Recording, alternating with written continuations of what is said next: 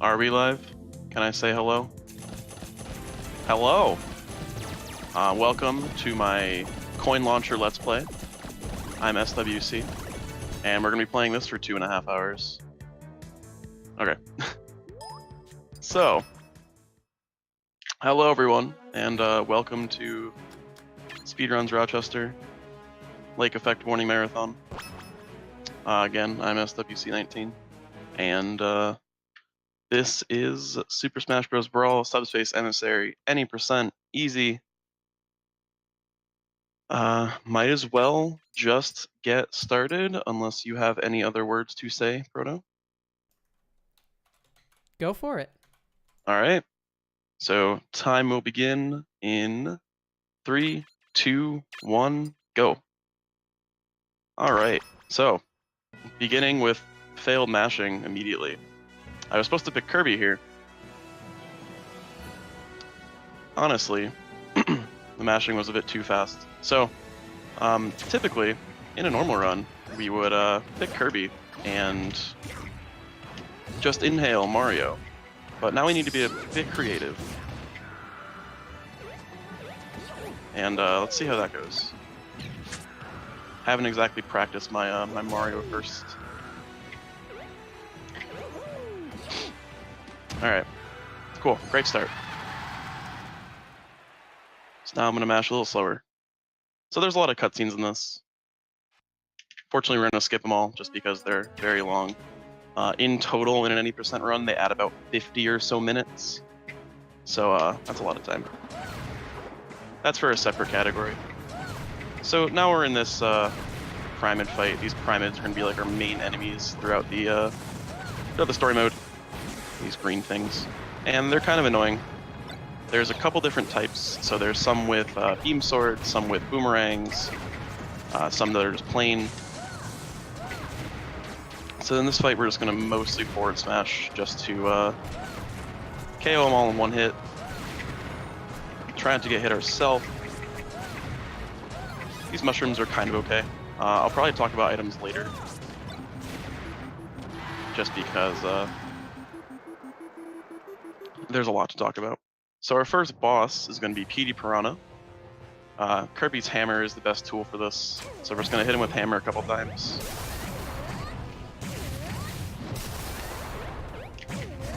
Got kind of bad RNG there, but I did KO the boss right before he jumped, which would have made that a lot longer.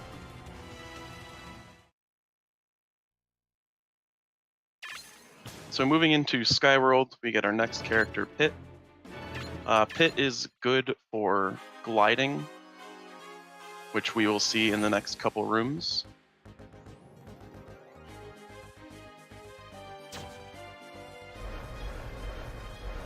So first here, we're just going to move through this room.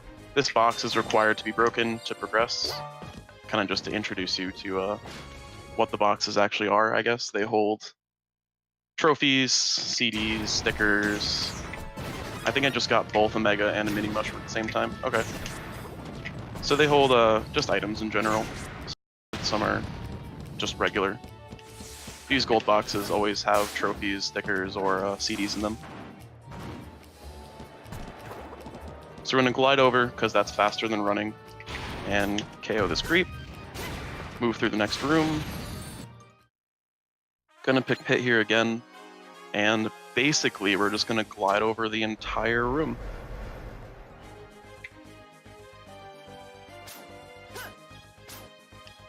Jump a couple times, gain some speed by going up and down, and then just go. Gonna have to dip down again to gain some more speed, but it's okay. And then here we're gonna be flying over a fight, hopefully.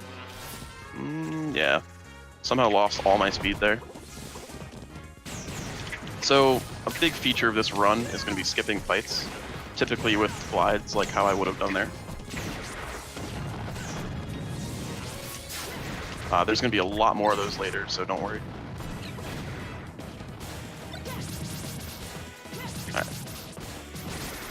That fight skip isn't really too bad to miss. That fight's not that long. There's a couple later that I'm not going to want to miss, just because they take over a minute.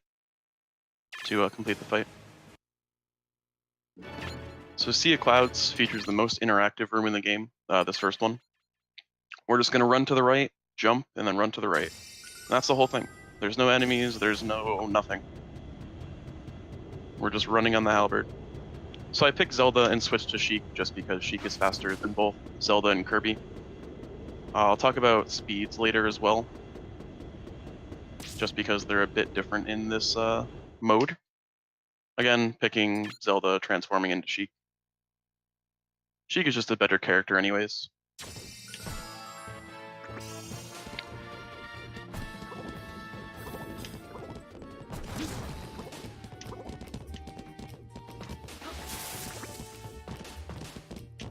Gonna hit that enemy just for safety. Sometimes they throw items behind them, and if you get hit, it's really annoying. If you want to be risky, you can just run right through it, but the chances of you getting hit are high, so I just hit it just to not get hit at all. A lot more of these enemies, but these really aren't an issue.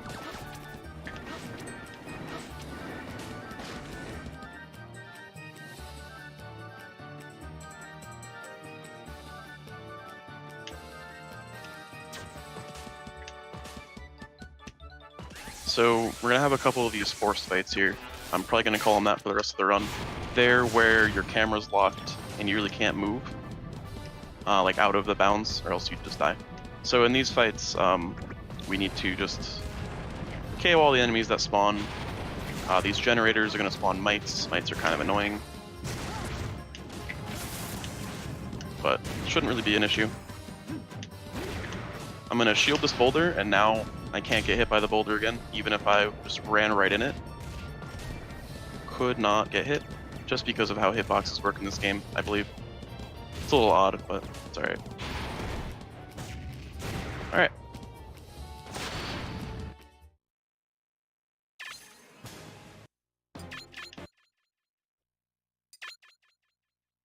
So now we're gonna go into jungle. The first room, kind of like Sea of Clouds, is kind of just boring.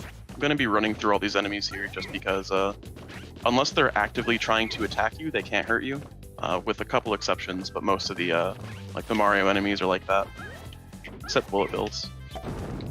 But these Goombas we can just run right through because they take too long to react with their like actual attack animation. So by the time we're done and like through them, then they'll actually start attacking, but we're already too far gone.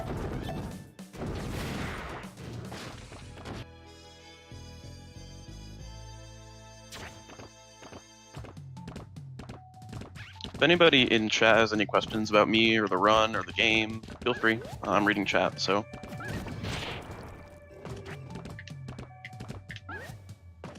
I know a little bit about the game at least.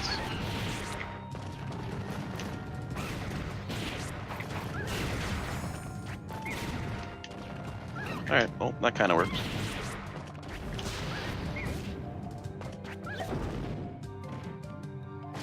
Cool, so we have a first auto-scroller. What I'm going to talk about in this auto-scroller is the mechanics of Subspace and how they differ from regular Brawl. So, a couple things, how I just mentioned in the last stage that speed is different. So, speed is normalized, so it's kind of both buffed and nerfed on some characters. So the characters are going to have a similar speed to each other. So you're not going to have one character that's super, super fast, like Sonic, just being like 10 times as fast as someone like Ganondorf. However, characters are still faster, slower than others. They're just closer together in like terms of speed. So we are still going to be picking faster characters because they are faster, but not by as much as they would in the normal game. There's also a couple things like gravity is increased. So a couple characters like Pit, their up B basically can't gain any height just because gravity's higher, and I guess it's like not like made for that, but that really shouldn't be an issue. That's the end of jungle. Getting through early game. The early game is a little boring in this, but once we pick up, it gets a lot nicer.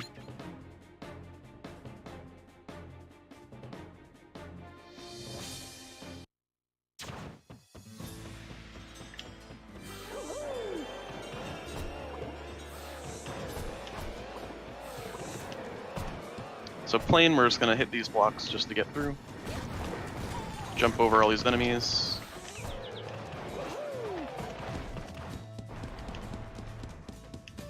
So I'm shielding these fire things here because they can't be defeated. And if you shield fast enough, so you hear that like thunk there, you can just act a lot faster. That's called a perfect shield. So if you perfect shield those and just keep running, it's faster than just like jumping over or like rolling through or something. So that's what we do. So these next fights are straightforward. They always have the same patterns. The items dropped are different, but shouldn't really be an issue. So that first fight is pretty much always going to go like that. This next one, I'm just going to down smash twice. And that'll KO all the enemies.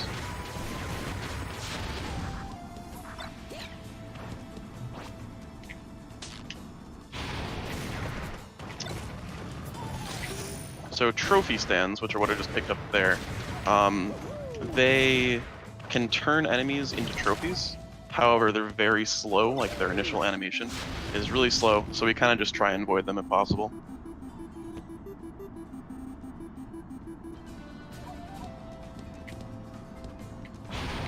So we're getting a lot of mushrooms. That's kind of good.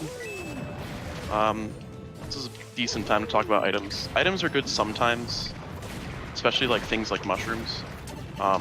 In theory, they're good just because you... Where is he? There we go. Because you gain the extra damage and speed and stuff, but they have animation at the beginning and end that kind of just takes a while, and it's a little annoying to get in some situations. There's also items like the hammer, which are good unless they break, then they're completely useless, and you're just stuck for like 8 seconds doing literally nothing. Forgot to mention Rayquaza, really annoying boss. Sometimes it likes to just go in the ground or use fly or something, and you can't hit him. In this case, we got both fly and dig, which are the 2 worst moves, so good start. But that's the whole fight. It's still a short fight, even with the all that stuff. Gonna pick Fox because he's faster than Diddy. And this whole section's a lot of doors. So make our way through. This kind of follows like a day-night cycle-ish. The background just changes. You fight Rayquaza in this because in the cutscene, Rayquaza kind of just appears out of the lake for no particular reason, just because. And it attacks Fox's ship and stuff.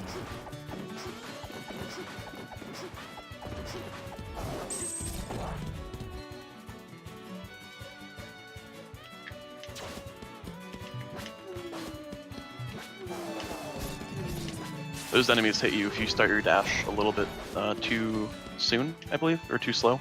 I don't remember exactly.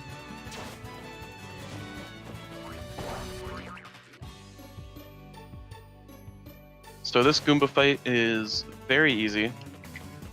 Just gonna up smash, down smash, dash attack. That's the whole fight. Wait for that block to show up and then move right back.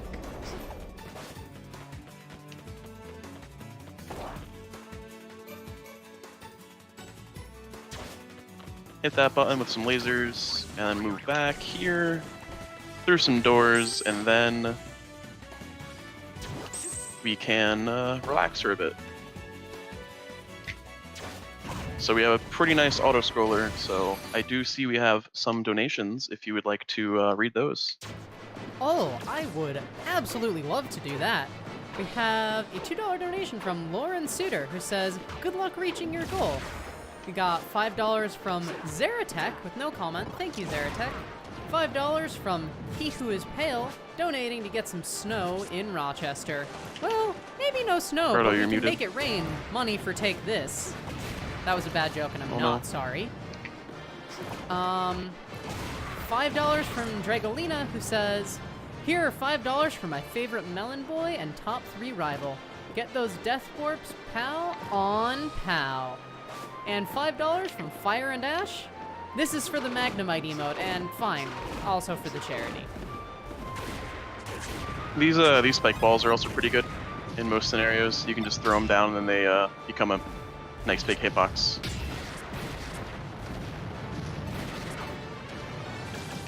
So I'm gonna self-destruct as Fox here, just because I want to be Diddy for the next part.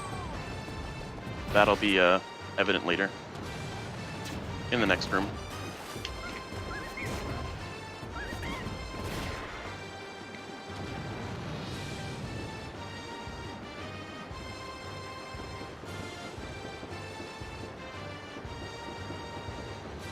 All right.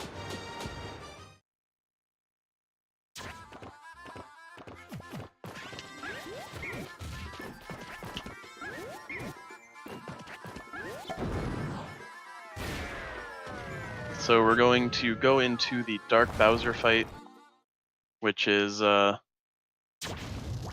maybe good. Sometimes this fight is awful. It's not looking fantastic, but it's not looking too bad. Yeah, now it's looking bad.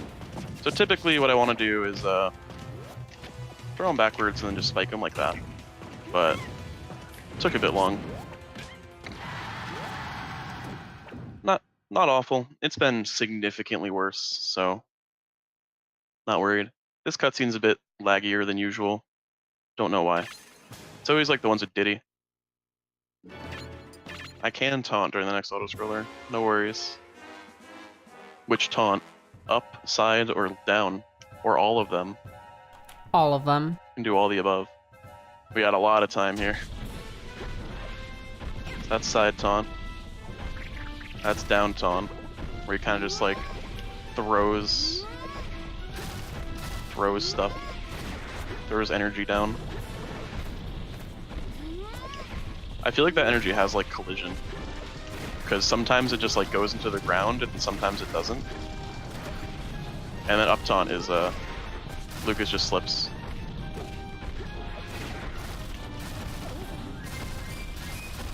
That's all the taunts. And there's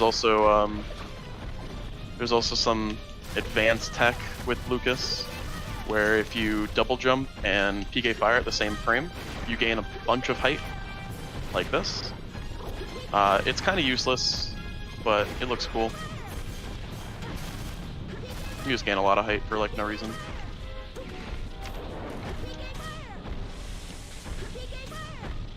Then there's also just movement with Magnet. That's really it for Lucas.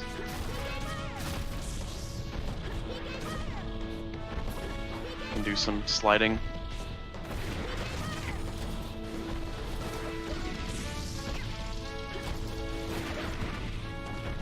This is one of the longest auto-scrollers in the game. I think this might be the second or third longest. Or I believe the longest is in Glacial Peak. And this might be the second one, actually. So, it's not that bad.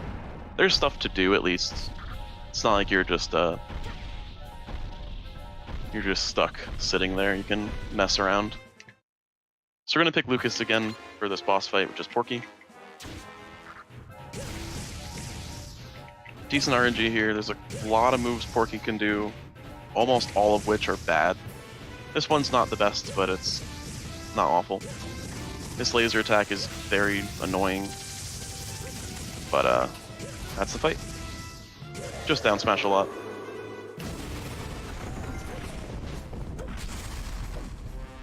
So now we're going to bump into Pokemon Trainer, and promptly not use them. We'll see some Pokemon later, though.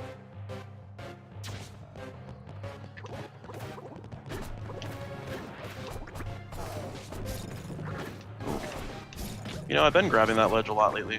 I really don't know why. Because I never used to with like the exact same inputs. I think this game got patched.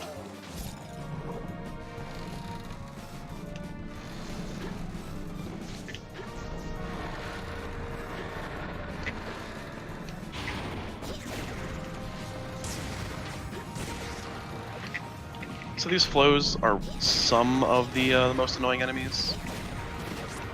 They regen health, have a lot of health, and are just, they do a bunch of damage also.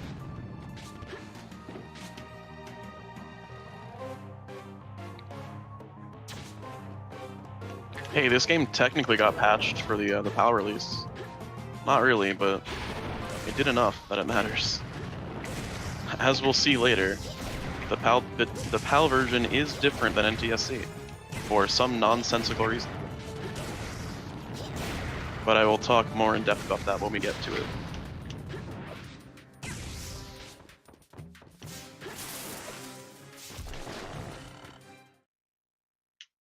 Alright, so moving into the end of Ruin Zoo here, we have a skip that I will attempt. It's probably honestly probably the hardest skip.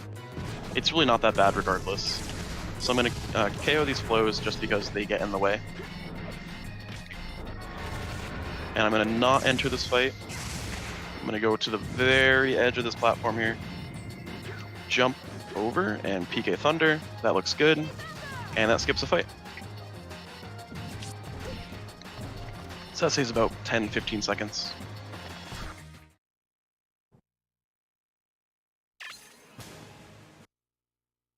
And going into some more hard skips, we have Battlefield Fortress, which might be, I would say, the second hardest stage in the run overall. Just because there's so much to do, and there's so much that can go wrong in this level. So we'll get to it. This first room is extremely easy. Just run through some stuff, jump over some stuff,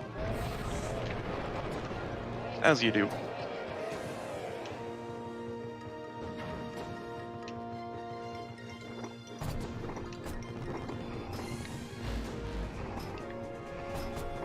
Alright. So we're gonna hit this button through the wall, which is intended. Do a lot of perfect shields here. Just because, like I said earlier, they make you, you can act faster out of your shield. Take a damage boost to get into the door a little bit faster. And we go into the fight. And we see Meta Knight. However, we're not going to pick Meta Knight yet. This is the only instance in the game where we get the choice to pick Meta Knight, and we choose not to. If you are familiar with Smash in general, you may know that Meta Knight in Brawl is broken. I'm not going to say it any differently, he's broken. And that applies to Subspace as well, which is really nice for us because Meta Knight's a fun character to use. So we're going to go through this whole fight, KO all the Pyramids, you know, as you do.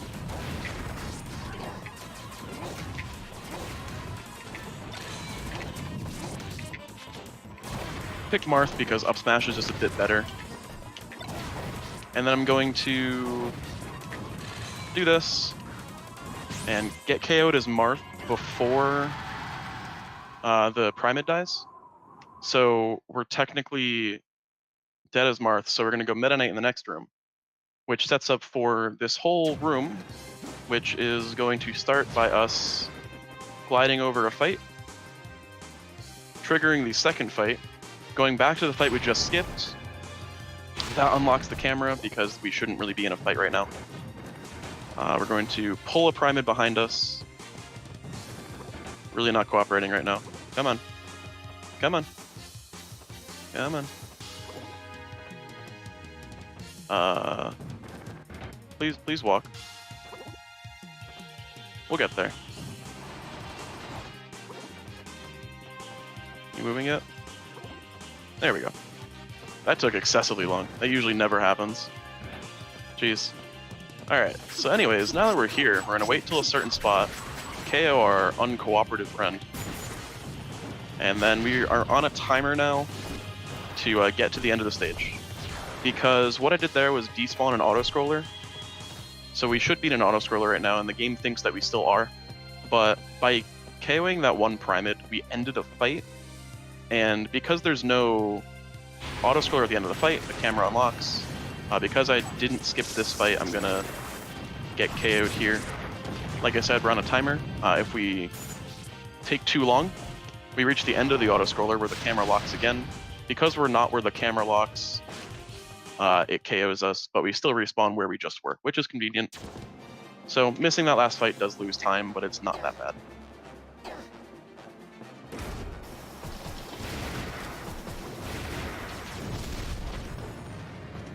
So that's the only auto-scroller we can like skip. There's a couple more that we can advance faster, but we can't completely skip them, which is unfortunate because that would be nice.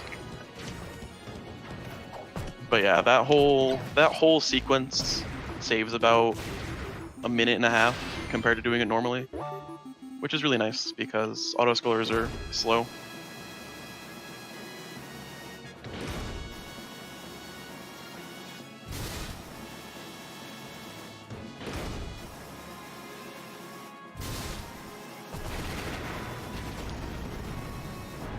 The first the first auto-scroller like speed up is in Ruins. Yeah, it's in Ruins. I think that comes before Swamp. Should. So move to the end of this room. We get the choice to pick a character again. Obviously, we're gonna pick Meta Knight. Because, again, with Glide, we are unable to skip another fight here. This one's both the easiest and hardest fight to skip, just because I'm kind of bad at it. You gotta have a kind of precise angle to get over it, but we're good. That's that.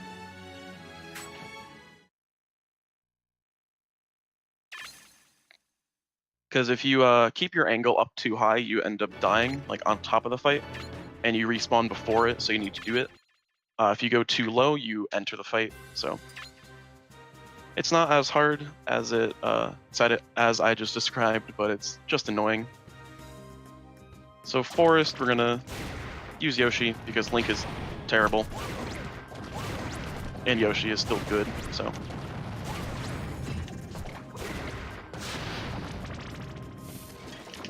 So I forgot to mention earlier, back in Ruin Zoo with that one fight with all those like spheres, you only have to KO the enemies that like spawn on stage, as opposed to ones that like run in. So that one Boomerang Pyramid did not have to be KO'd because he wasn't really part of the fight. Similar, those spheres, only the ones that spawned in from the screen had to be KO'd, as opposed to the ones that duplicated from them, if that makes any sense. So we're gonna get hit a couple times here,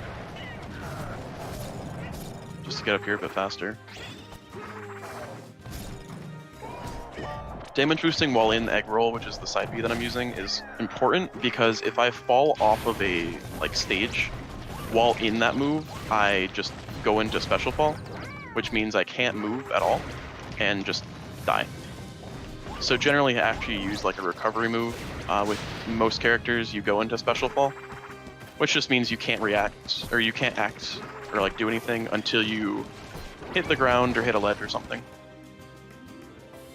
So we try not to get in there just because it's slow.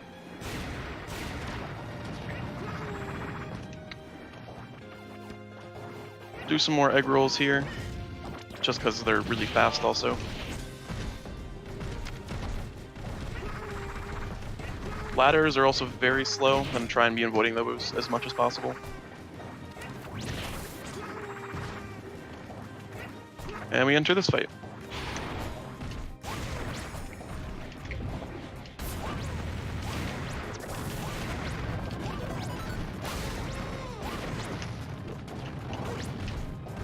So you can actually pick up and throw enemies. So we just threw that one off the side. It's a lot faster than actually KOing him.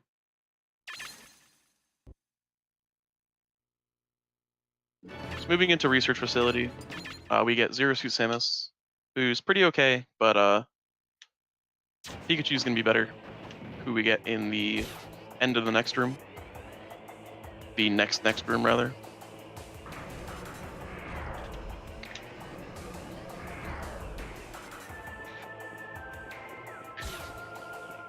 Nope, it was that room. Alright, I remember this game, I swear. So Pikachu is just better for movement. We have Quick Attack, Skull Bash, just some other good stuff. Pikachu's also better at fighting. So we're going to go into this section here, start a fight.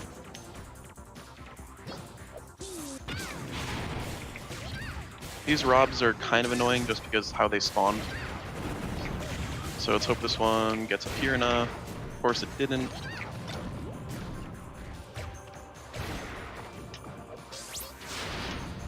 This Rob always punches you. So we're gonna grab a key. This is intended. So we're gonna move up to the top here. Then we're gonna do a bit of a sequence break. There's a button up on top of where I am right now. We're gonna hit it with thunder. And then get out of here. So what that skipped was getting another key and then just moving to the end. This is doable with both Pikachu and Zero Suit. Zero Suit has to do a jump up B, but Pikachu can just thunder from the corner.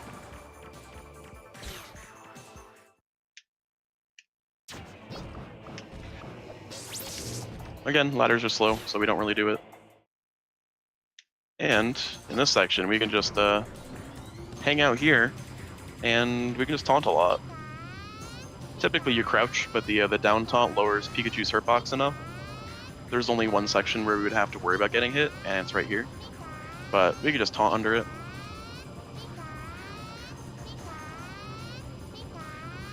So then 2 enemies are going to spawn here. We're not going to see them. Just going to hit them with thunder. That button has a massive hitbox, or Jab has a massive hitbox, but we can hit it from a mile away.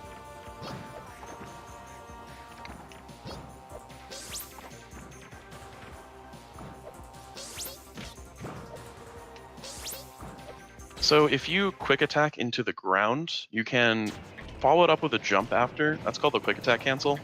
It's a bit faster because you don't have any lag from the quick attack, but it's kind of annoying to do sometimes.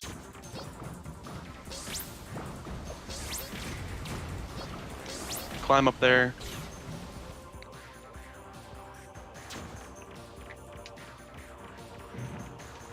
Pikachu is definitely a mouse, or a rat, or whatever.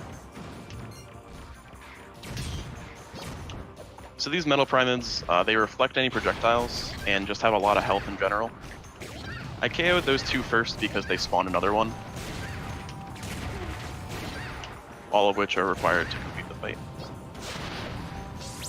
Gonna get damage boosts, say I did that intentionally, and then finish the stage faster.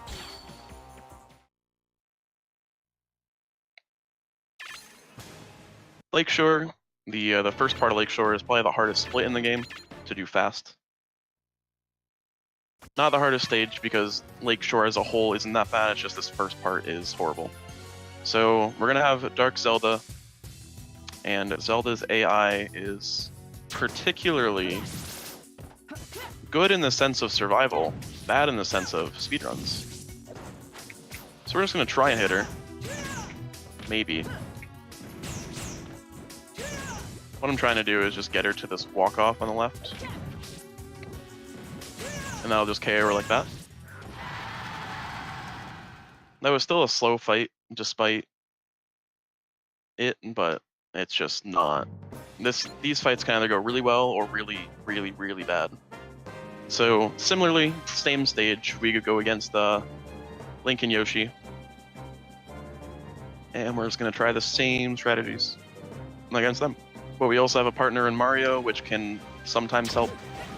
Sometimes Mario is just really bad and sends them the other way.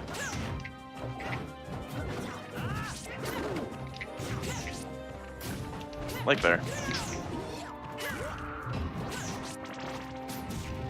Come on, Mario. Be good. So one thing that CPUs like to do is jump after they get hit. So we can take advantage of that. Mostly later, but sometimes here too. There we go. That took a little while. But again, those fights kind of go really well or really not well. So we're going to pick Yoshi. For the most part, when Yoshi's available, we'll pick him. But sometimes we don't, just because there's a better scenario.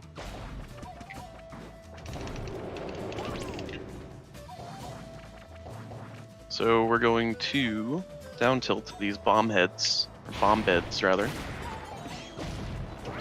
theoretically.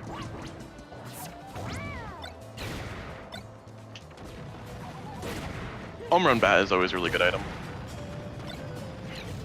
You have a bunch of power with it. Alright.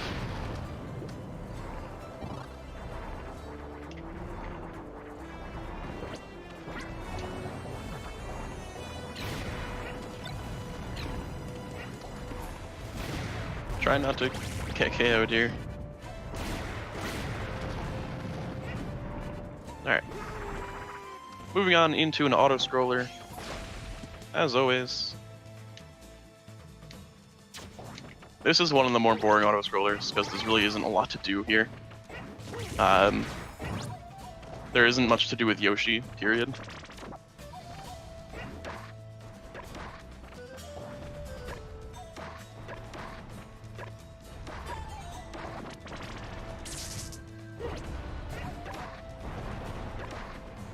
Let's see, what can I talk about for Yoshi, or anything? Talk about the game, how the speedrun community is.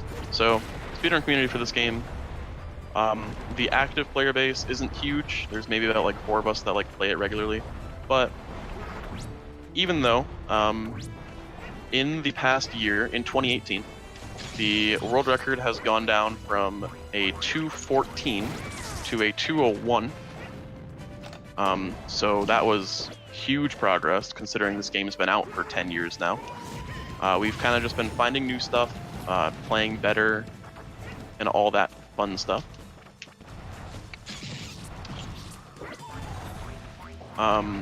Most of the things that were found are going to be done later. There are a couple skips.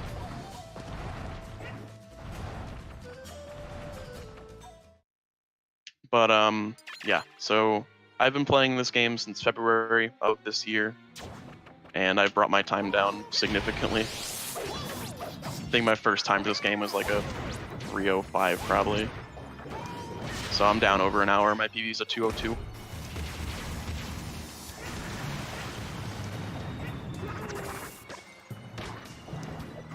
And it's just a fun game overall. It's not that hard, in my opinion, like to learn. There aren't too many like super difficult strategies or like text to do. As long as you like kind of have a decent grasp on the Smash games as a whole, I feel like you can run this really effectively. Even if not, you can learn it.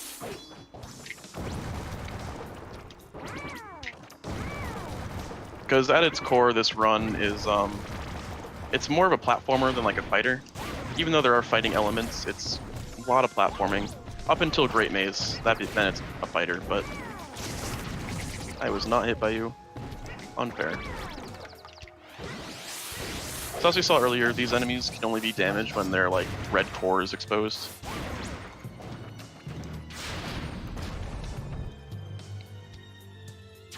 But Yoshi's a strong dinosaur.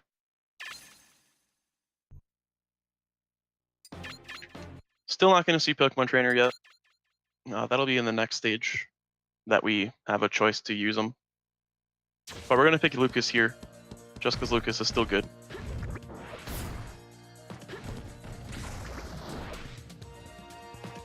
And the first thing we're going to do is skip this fight by jumping over it. PK Thundering. You don't even need to have a good angle. It's probably the easiest fight skip in the game. I've missed it a handful of times. Still have missed it, but compared to the others, it's fairly simple. So I'm going to jump to the top of these things and air dodge. For some reason, air dodging gets me a bit extra height. Not sure why, but that's just how it works. And maneuver through this falling block maze to the end.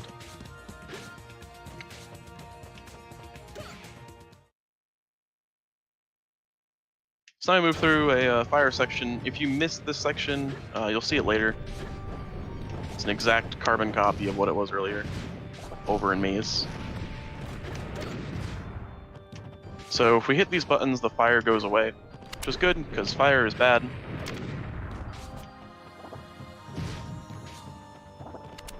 Fire is very bad.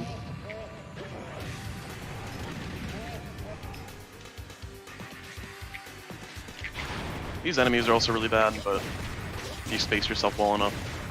Let me get this mushroom just to make this fight a lot faster. So these enemies, they grow when they get hit enough, like there, and they're completely invincible when they're growing, which is really annoying. So we try and just KO them before they grow at all, which is doable if you hit them enough.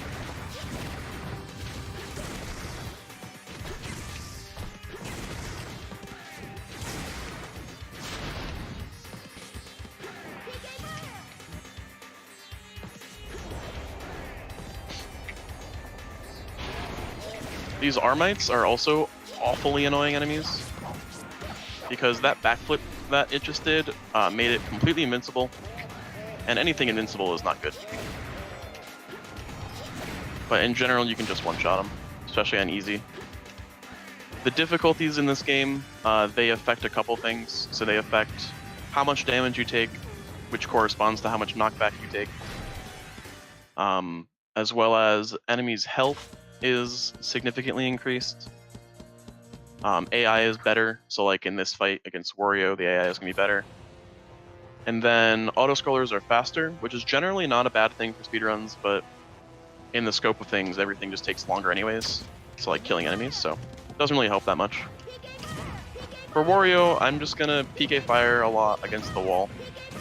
Wario can't recover against it on the wall, so then we could just up smash and KO.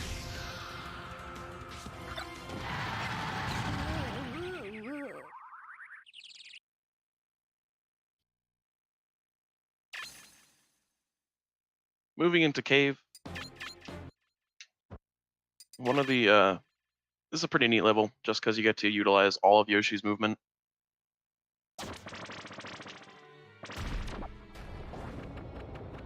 And it is only Yoshi, unless you get KO'd or something, but...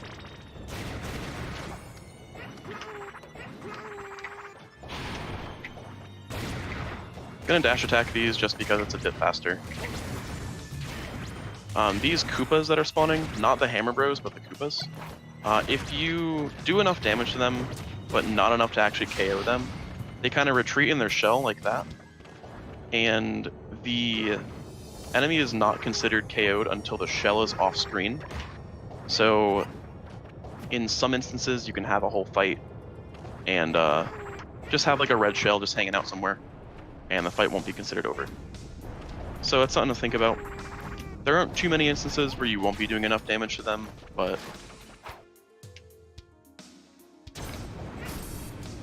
the grab strat against Wario is extremely inconsistent for me, and I have never gotten it. So for the Wario fight, you can just run over to the side and grab him as well. But I have not found a consistent setup yet, so I just don't do it.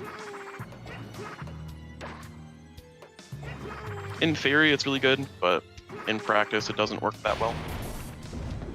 So we're gonna throw these bugs off. Hope one of these enemies drops an item. No. So if I had an item that I could drop it onto this one instead of having to wait for it, which saves a little bit of time. I'm just gonna climb up here. This is why Yoshi's really good. If I was to get KO'd and have Link is terrible at climbing, and we really don't want to use him, just ever in general. It's kind of strong, but just bad in every other aspect. Getting a star there is fine. Actually, it's really helpful, because this section is a little annoying.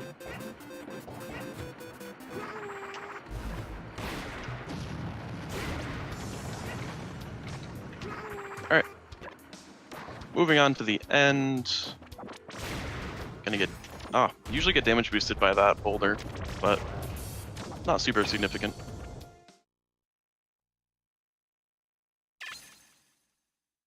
So moving into the ruins. Finally gonna pick Pokemon Trainer, but we only have access to Squirtle, just because we haven't found the other two yet. So we're gonna pick Squirtle for this first part because Squirtle can save us a cycle in this bottom part here after we fall down. So I'm gonna fall down and then hit these enemies here. Unfortunately I didn't get it. So generally I would just dash attack and we can catch this cycle to get through this door before it rises again. Or this ceiling or whatever. This is really not going well, is it? If you miss like the first cycle, everything kind of just messes up. But there we go. Through that. These falling spikes are a little annoying, but if you air dodge early enough, you can just go right through them.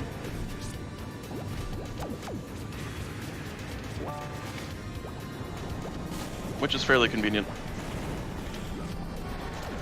Go through the right button here. It's the only one with the door behind it. And then auto-scroller. This auto-scroller is in two parts. The first part's going to be an actual auto-scroller, and the second part's a moving platform. They gave us a bit of variety to work with.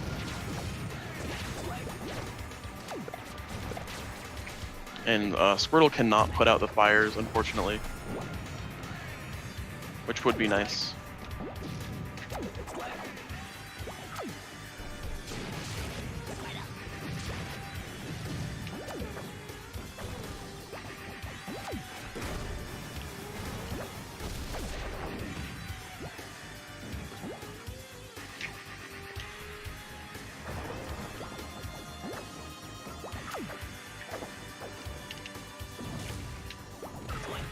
So kind of going back to what I was talking about earlier with the community and stuff, if you're interested in running this game, there are a bunch of resources. There's a tutorial that I made for any %. There's also a tutorial from Drago, who's in chat right now, for New Game Plus. New Game Plus is basically just any %, except you don't have to go through Great Maze, and you are allowed to pick whatever characters you want for the stages. So it's about 40 minutes faster than any %, mostly because of Maze. I SD'd with Squirtle there just so I can get Lucas and get into this door. So going through this door while on easy or normal difficulty is faster than just waiting for the auto-scroller. Because once I go back through the door, the platform that I was on disappears, and we're just free to move to the bottom. So as for resources, again, there's tutorials, we have a Discord, or just Smash speedrunning in general for any game. It's really helpful because there's a lot of people that are willing to help you out with the run, just practicing, getting better. It's a fun game overall. It's not faster on higher difficulties because the auto-scroller is faster. So the time spent going through the door twice just doesn't make it worth it. But on easy and normal, it's slow enough where you do save some time. But if you're an expert, the auto-scroller is kind of just like zooming anyways. So it doesn't help at all.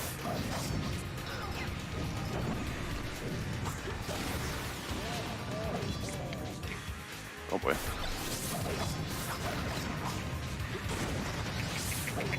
That being said, I've been saying the run's so easy, but it's an easy run to learn, but it's difficult to be like high level, I would say. Not saying that it's exclusive to like only people that are like super good, but there's going to be some amount of effort to do to like get into like a top level. So right now the world record is 201, and I would say a sub 215 is fairly attainable by like a lot of people. Just with putting in effort, like actually like being dedicated to the game it's difficult, but once you get into it, it's just a fun run. I've ran this game a couple times at marathons and just like in general, and I've had a good amount of people say like that was a great fight. I've had a lot of people say that like they kind of like underestimated the run because like Brawl kind of just has like a bad like stigma around it not being a good Smash game, which in some aspects is true, but this game definitely has the best single player out of any Smash game. Ultimate's a hard second, but this one's definitely the first just because of this whole mode. So actually getting to like show off the non-competitive side of Smash or of Brawl, so to speak, it kind of gives people a different impression about the game, which is really cool. Because you have all these people that are like, oh yeah, Brawl's just not a good game, but once you actually like see a speedrun of it or just like watch some play of it, it's like, oh yeah, it's actually pretty cool. And of course, there are some broken elements to it, like Meta Knight, but that's what makes it fun for a speedrun.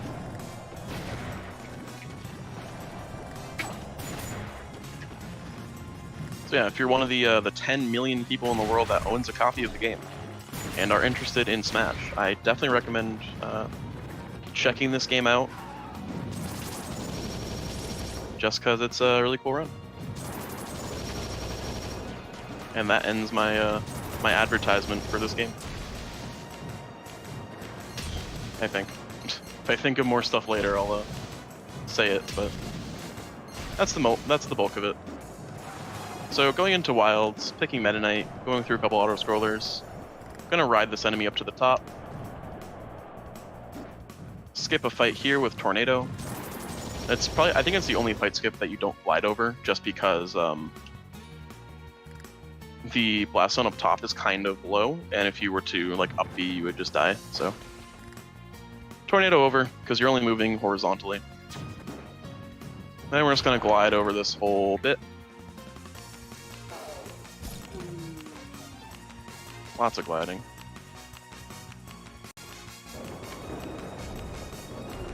And new auto-scroller.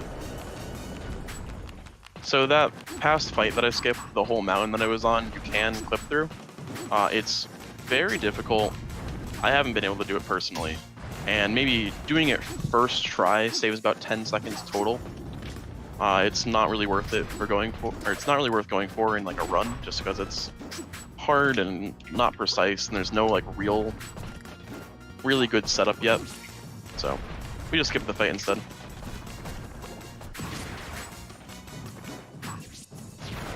So next we have two giant pyramids, which have a lot of health, but I'm standing in a certain spot which lets me hit both hits of down smash, which makes the fights so much faster.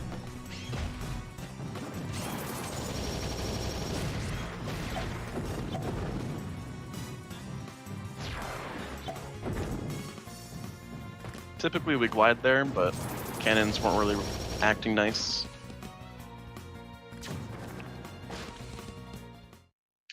As always, picking Meta Knight. And we have Gallium. So if you played Ultimate and found Gallium, this is where he's from. Is a subspace original boss, doesn't come from any games or anything, but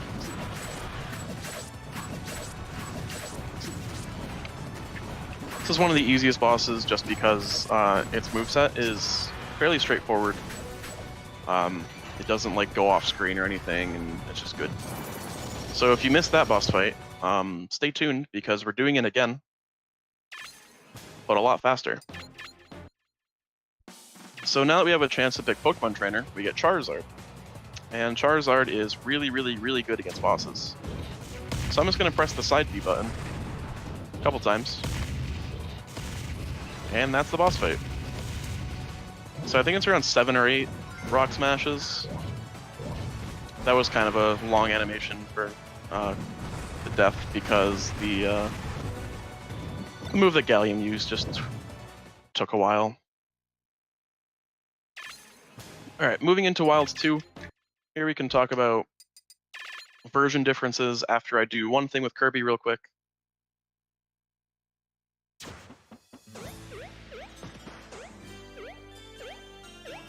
So I'm going to jump over a fight here. This should be an auto-scroller, but we're just moving through it as if it wasn't. Then we're just going to walk off the side and spawn past the auto-scroller and past another fight. So what that was a skip exclusive to the PAL version for reasons that nobody knows still. There really shouldn't be any reasons that the PAL version is different because it there were no gameplay fixes, so like no like characters were like changed or anything, just to preserve the online feature of Brawl. So all the characters are exactly the same. There's just a couple like minor differences in like text and stuff. So like all the Pokemon names are capitalized and all, but for some reason there's a couple places in Subspace that are changed, and that causes that. So if I was to do that skip on NTSC after I SD'd with Kirby, I would have been brought back to the beginning of the level instead of past the auto-scroller and stuff. And again, we have no idea why that happens. But that's Wilds 2.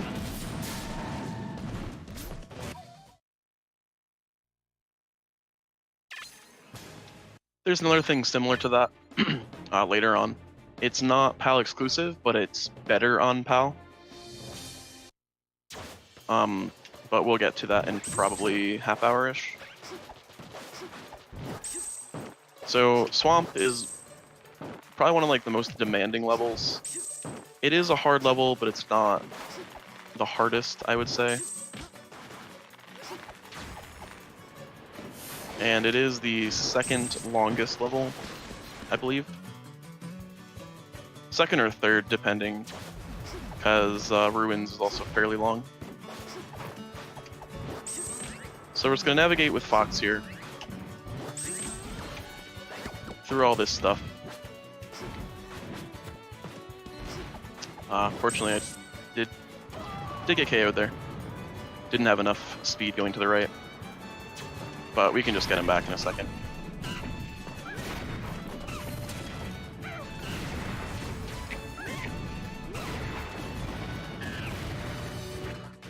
Alright, cool. So we're just gonna get Fox again, just because I don't like playing Diddy.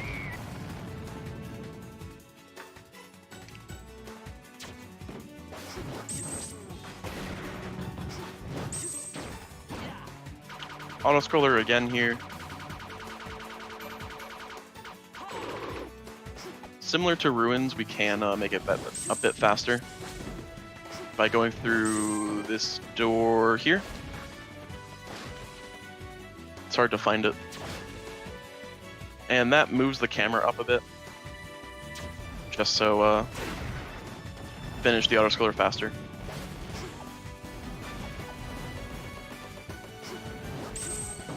Those are the only two auto-scrollers that are like that. You can kind of just make them faster.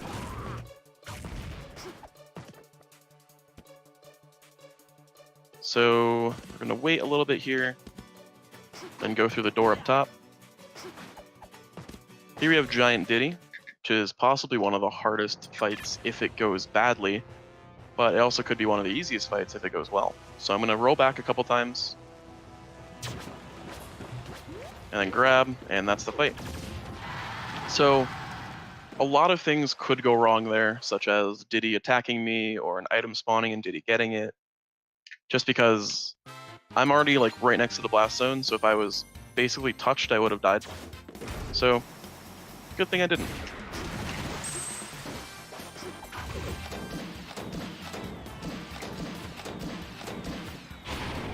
Come on.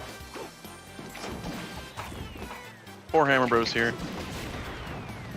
Typically go okay, but I missed my my first hit, which sets everything up.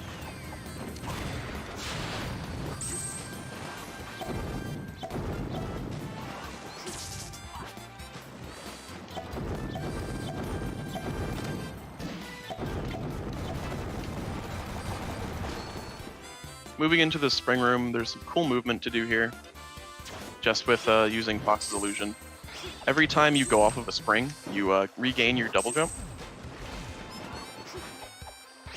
So we can kind of use that to just bounce in between springs.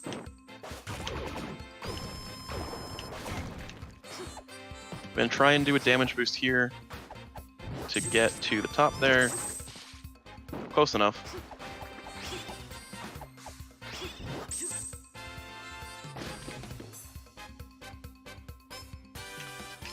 And then pretty much just riding an auto-scroller to the end. There's one more fight in between this, but that's about it.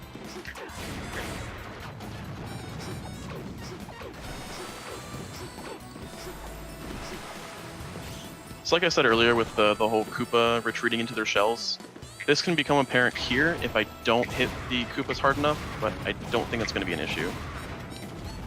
Look, it became an issue. So yeah, just get that off screen, it's over.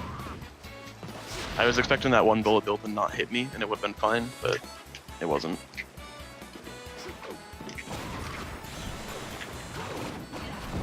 So now we just have an auto-scroller to the end. but this one's fairly short.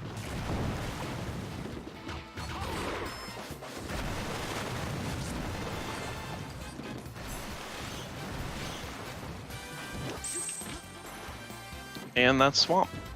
So going from a hard stage to another hard stage. Next we have Research Facility 2.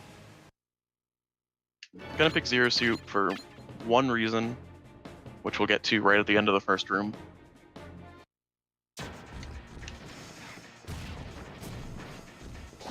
So these round enemies freeze you, which is very bad, so we don't want to get frozen.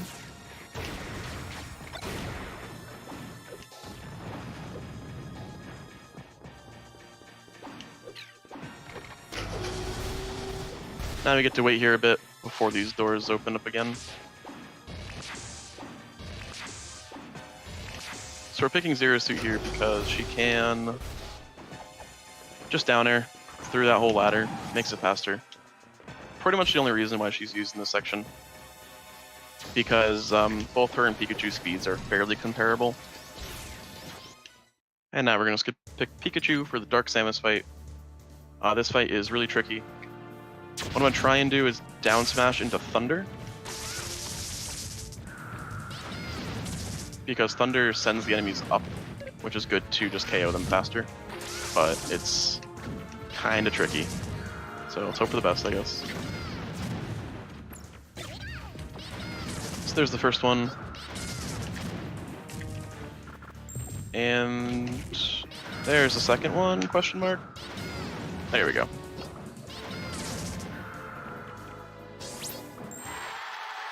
Yeah, those fights are pretty annoying. So we're gonna pick Samus here. Samus is really, her only purpose is to SD, unfortunately.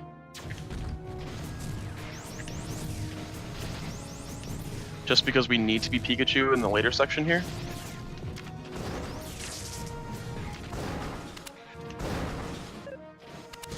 So we're just gonna use Samus as a, it's like a bridge to get between the two. Those blocks are super unsafe, as seen there. So I'm gonna go Pikachu still, even though probably shouldn't.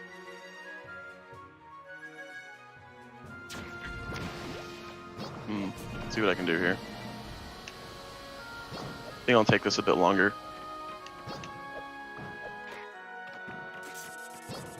Let's not do that. Alright, well, that was unintentional. So what I'm gonna do instead is do this. Let's just restart here. Just so I know where I am. Alright. So what I was supposed to do was beat Samus here. Jump down all the way down here. Lay a bomb, just so I can start off with Pikachu again. Up in the corner. Hit a button. Do a cool jump to get onto this moving platform into the next room. So I needed to be Pikachu here for this next part, which is another sequence break.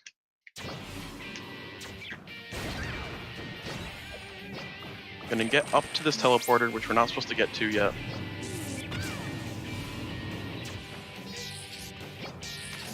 And doing that skips a couple extra rooms and fights and stuff, so it's just helpful.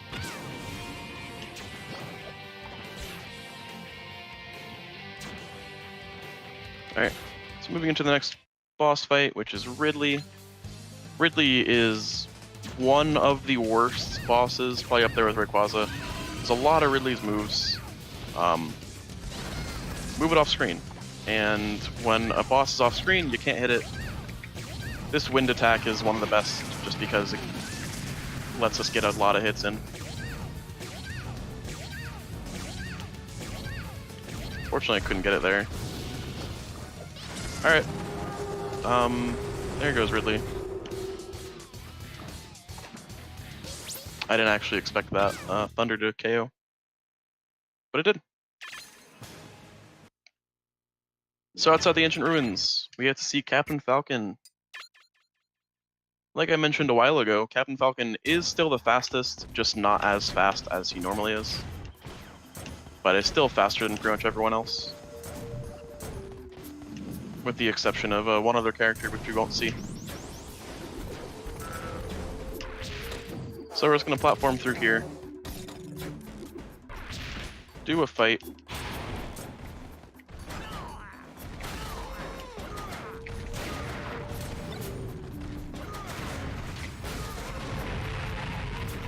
Okay. So Olimar is probably the worst character to pick in subspace, which is pretty bad, so we're gonna not pick him. Donkey Kong, we're going to embrace our inner younger self and just down B a lot. And it works. Especially with the mushroom.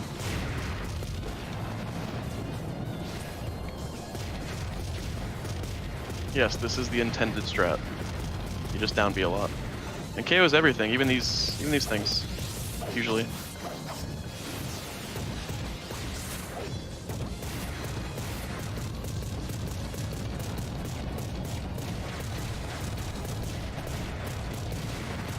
It's fairly important to take out these gunners here.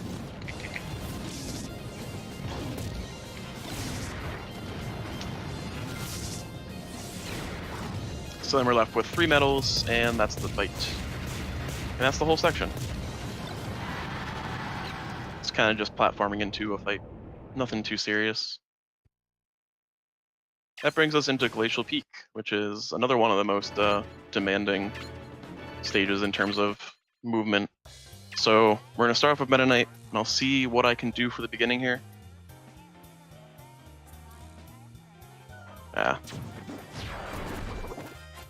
So what I meant to do was what's called a shuttle loop cancel. So shuttle loop is Meta Knight's up B, up special. If you end it, if it like lands on a platform when it's being used, it you can react, or you can act out of it a lot faster. So that's what I'm trying to do, just to like keep moving up.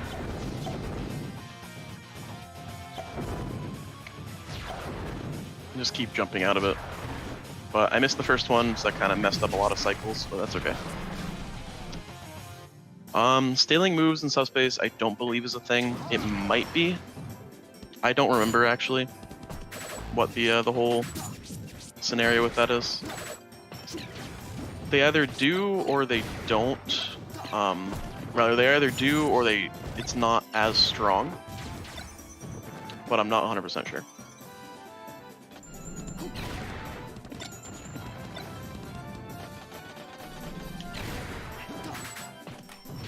Can I talk about the charity while we're chilling in this auto-scroller? Go ahead. Cool, so during this marathon lake effect warning, we are raising money for Take This. Take This is a mental health outreach organization in the gaming community. What's really unique about Take This is that they have their focus on the gaming community and work really, really hard to do what they can for specifically and exactly that group and adapt to that group's needs instead of taking a more general approach. Take This has a lot of different mental health outreach programs that include outreach for people who are struggling, stories of hope, safe community spaces, and education for allies, and all sorts of different stuff like that. So please help us keep raising money for Take This. They are worthy of your dollars, and that is an understatement, frankly.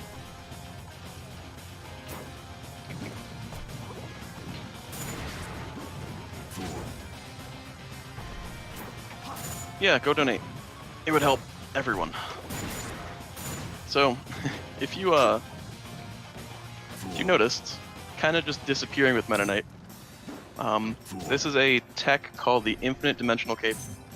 It is banned in competitive play because you're invisible and invincible, but it's just fun to do. How you do it is you down B, and then you mash up on the C stick to like repeatedly up smash, and it just works.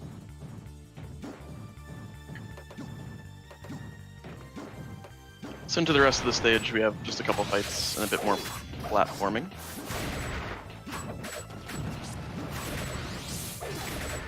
There's one more. Come on, go away.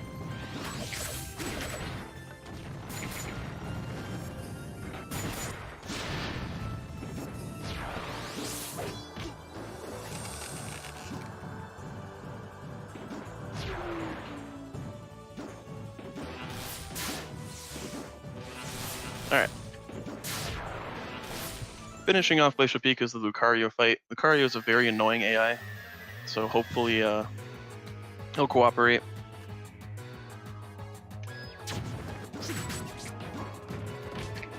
Looks good. Looks mostly good, at least. Just trying to down smash him into the walk-off, which that worked pretty well. Sometimes Lucario likes to jump and everything, and it's just not fun.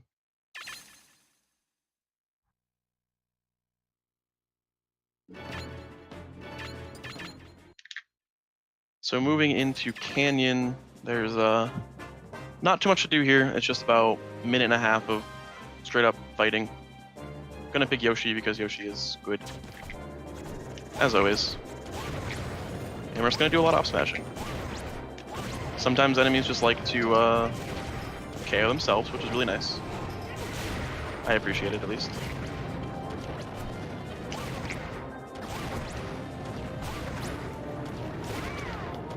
Then we have a couple giants.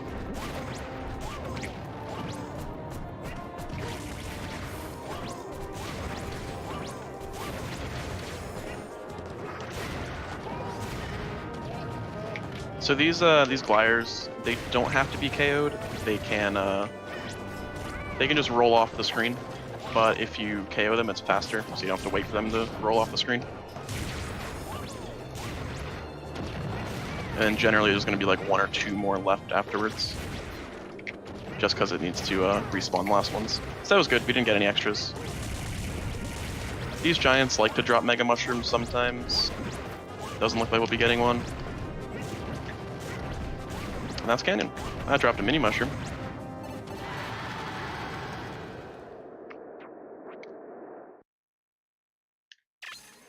So there's 3 Battleship Halberd stages, and they're all difficult in their own way.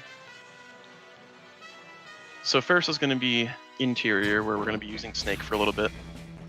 Snake's best option of movement is dash attack, so we're just going to be spamming that for about a room.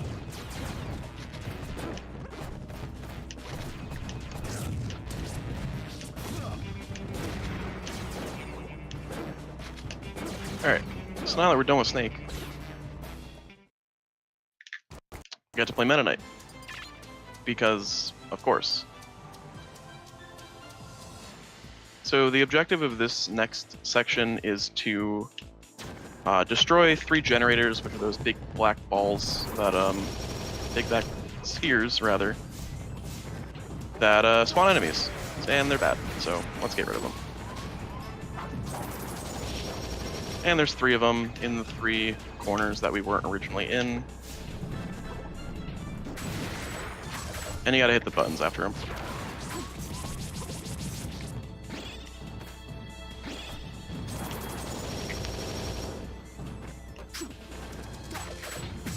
So the buttons open up the floor in this section where I'm going here.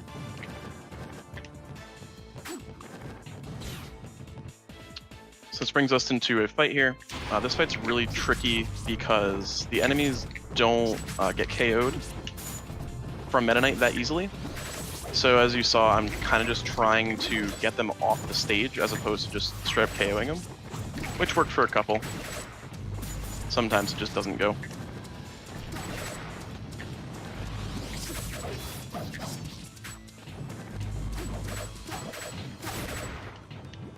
A lot of these enemies, I think there's like 5 or 6 in total. They kind of just keep spawning until they're done.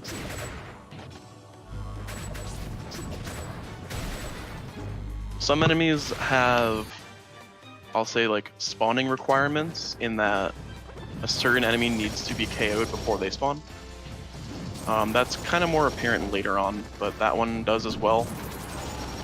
So once you KO certain Primids, you can, or like the next enemy spawns from like whatever's next.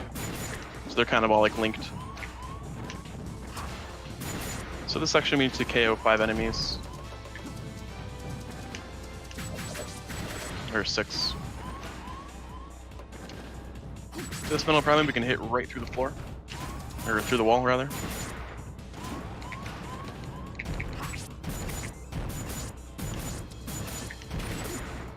And then we're done.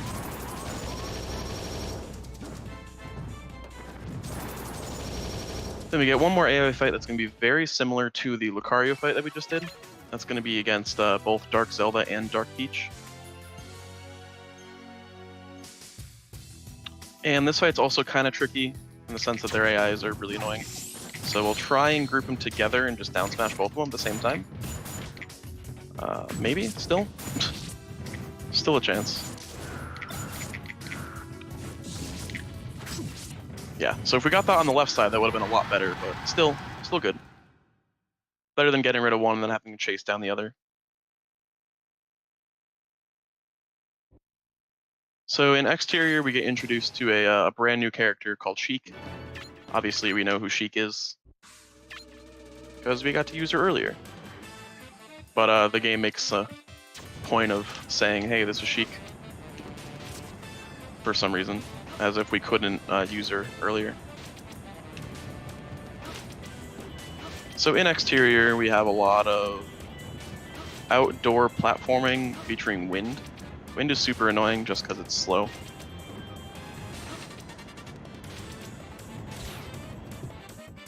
And now we're inside. So much for being called Exterior.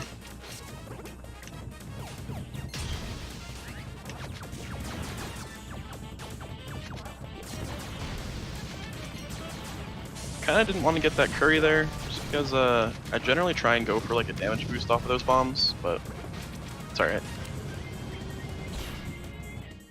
This blue enemy in the bottom right here is unused in subspace. Just a cool thing to know. It exists and animations exist for it, but is never used. There's also a trophy for it. It's called the Mizzo. But again, it's never used.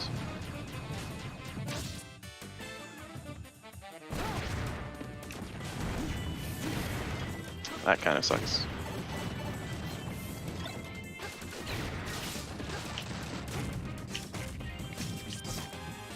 Obviously, mini mushrooms are really bad to get, just because they make you small. You hit for less damage, and you move a lot slower.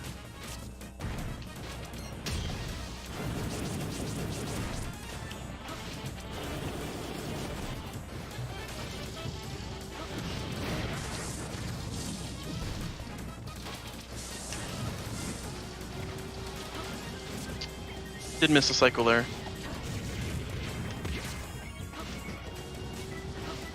It's fairly inconsistent, that whole fire section, because you can either get hit by the fire and move on, or just shield it, or do whatever. So now we have wind going the opposite direction, because that's going to be a lot more helpful. But that's that. Now the last part of the halberd is the bridge, which is just a boss fight, thankfully. We're going to pick Snake. Another advanced tech you can do in Brawl is called a Dacus, which is a dash attack cancelled up smash. Snake has the best one. Did miss it there, but basically you do a really long sliding up smash, and it's just good to gain ground. So let's see if I can get it here. Yeah. So you slide really far with Snake. Some other characters have long ones, like Falco and like Jigglypuff, but Snake is also just really effective as a character, damage output wise. So Duon's hitting us a lot here, which is really annoying.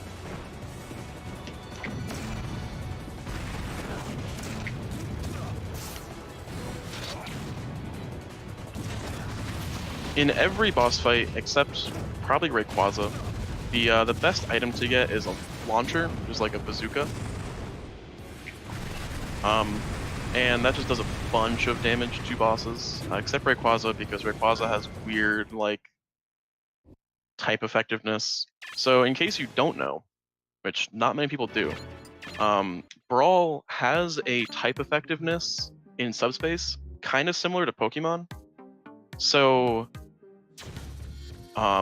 each move is classified as like a certain type. So like Samus's missiles would be like a fire thing, Pikachu would be electric and stuff. So enemies have different weaknesses. So some enemies take more damage to electric, say, but might take less damage to like swords. So that's pretty interesting. And Rayquaza kind of just is pretty much every move is not very effective against them, which is a little annoying, but it's alright.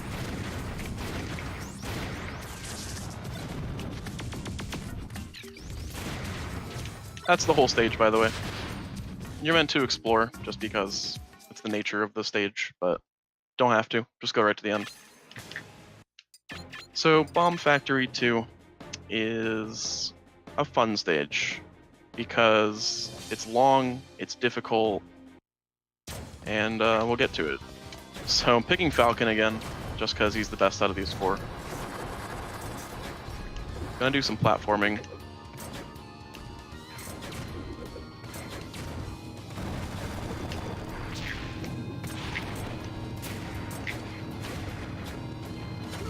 Some enemies here.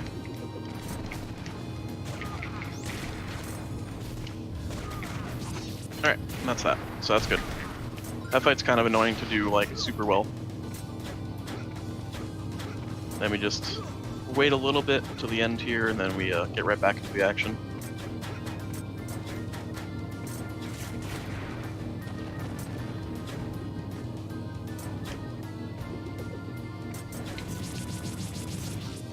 Trying to get KO'd as Falcon, because that would be really bad.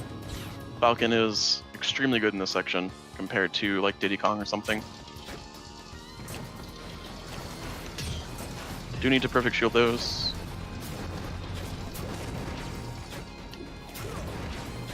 So this section, we're going to be hitting a bunch of switches. It's only 3, but they each have, like, their own, like, task to get there. So this one's going to be a fight. Next section is going to be conveyors. The first one was the falling ceiling and the blocks.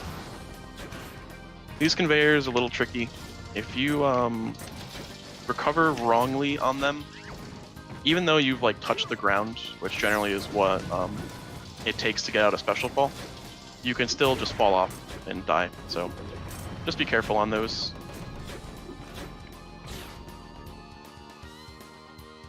Next section is a bunch of robs and fire.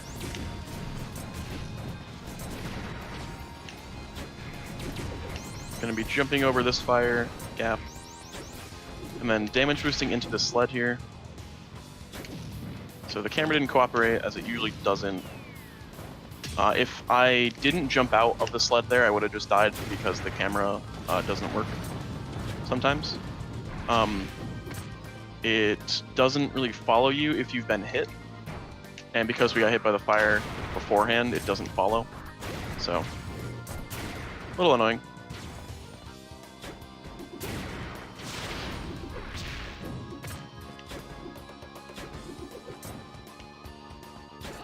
Get this key and move into the one of the longest fights in the run. Gonna pick Falcon because, again, he's really good. Even better than DK in this case, because a lot of enemies are in the air. So we can't just spam the grounded move. And they're also really far apart, so we need to have movement to get there, which DK can't really do with his stationary downbeat.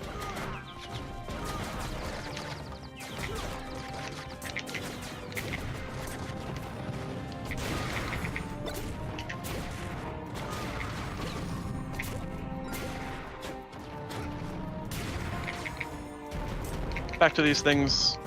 Probably not gonna be able to hit them, so they die right away. Oh, we got to see all 3 tiers at once. That's cool.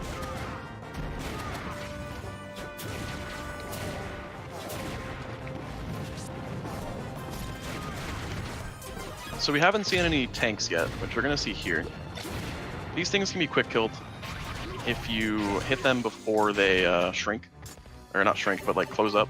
Fortunately, I missed both of them, just because the screw attack and mega mushroom and everything kind of messed me up. But if you hit both of them before they close, they just get KO'd, because that's where they're weak, in their like middle green part. So now I just gotta wait and then hit them like that.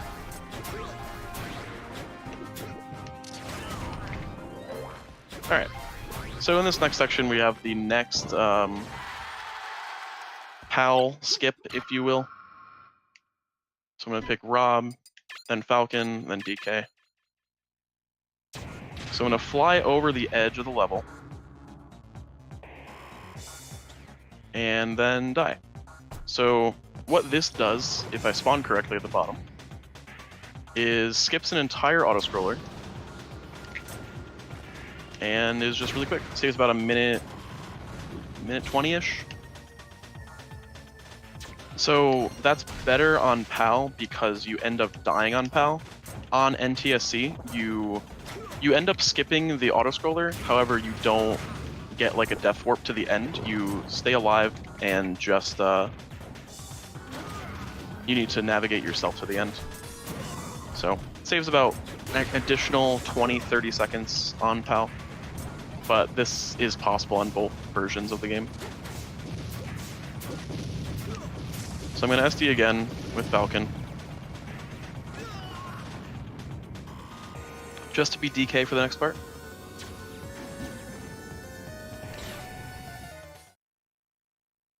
Because we were DK here, and we're going to start the next fight as DK, he was already loaded into the game, so we're going to load this fight a lot faster.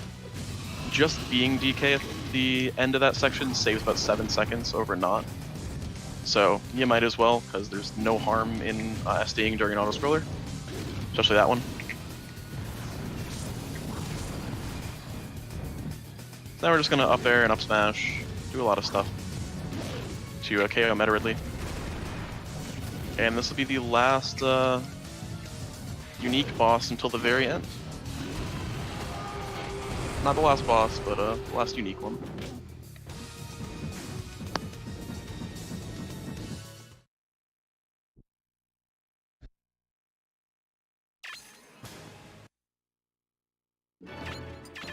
So entrance to subspace, we're given the choice of every character we've collected so far, which is everyone we've been able to play so far.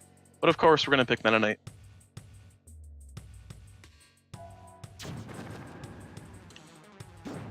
Because, as always, yes. So this next section, something to note, that fight that I just did, you can skip it with Meta Knight, you can just glide over it. However, this autoscroller doesn't spawn, and you can't progress past it. It's kind of similar to how the Wilds 2 skip worked, but it just doesn't like work properly. Also, generators are just a suggestion. We can destroy the generators, but they'll still keep spawning, because why not? Is it gonna go? No? Alright, the first one did though. Generators don't care if they're destroyed or not.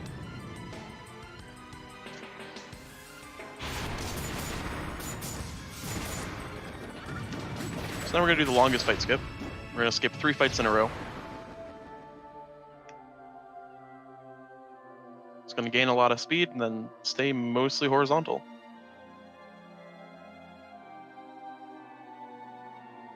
And that's the whole thing. So that does skip 3 fights, all of which are fairly long.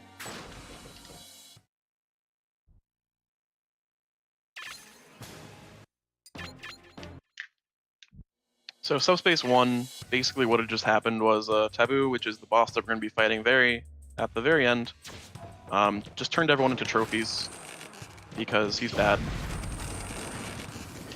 Nice. Because I'm bad as well.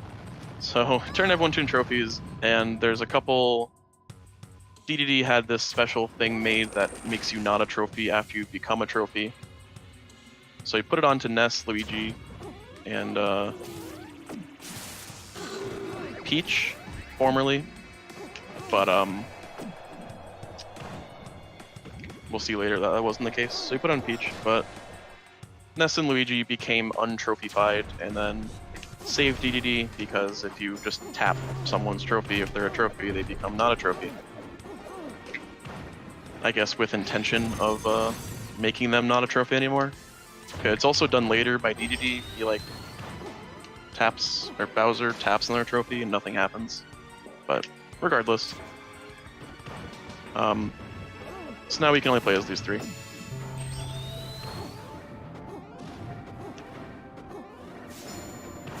So I'm picking up a couple trophies here. The whole goal of this stage is to save a bunch of trophies to let you use them later on in Great Maze. So I'm picking Pokemon Trainer because we're going to use Charizard, And I'm also picking Donkey Kong and Marth. Those are just for menuing. We're not actually gonna be using them, it just makes menuing a lot easier.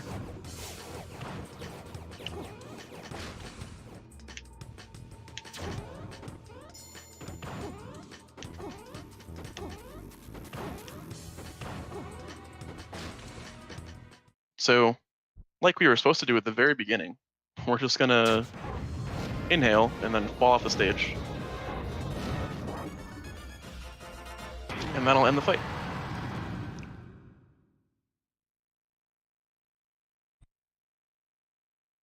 So into Subspace 2, we can only pick Kirby, or we can only play as Kirby, because Peach's thing that like Deity put on her ended up falling off. Kirby ended up eating it, because Kirby just eats things, which ended up saving him, of course, but... Pick up Meta Knight, because obviously. That's all. That's all the characters we're going to pick up. Just those 4. Only going to use 2 of them.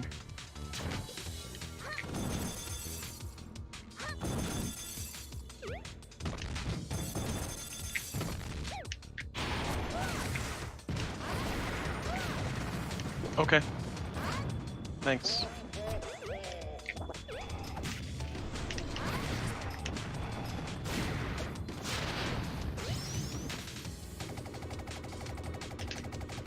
Alright, so this is actually the last auto-scroller of the game, so if you have anything to say, Proto, please do.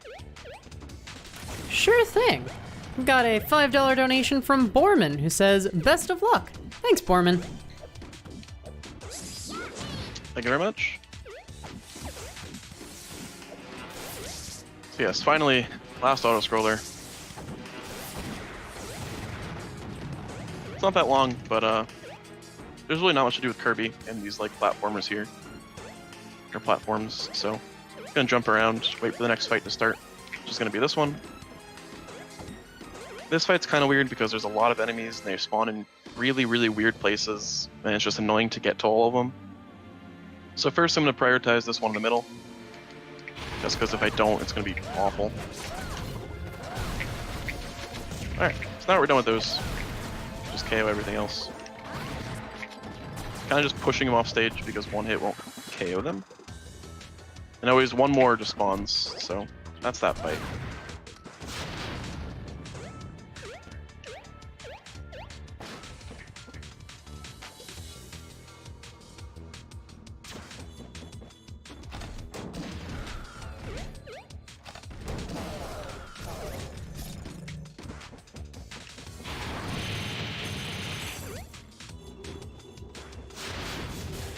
So we move right into the end here. This last fight is not that bad because we can jump on the inside of this totem pole to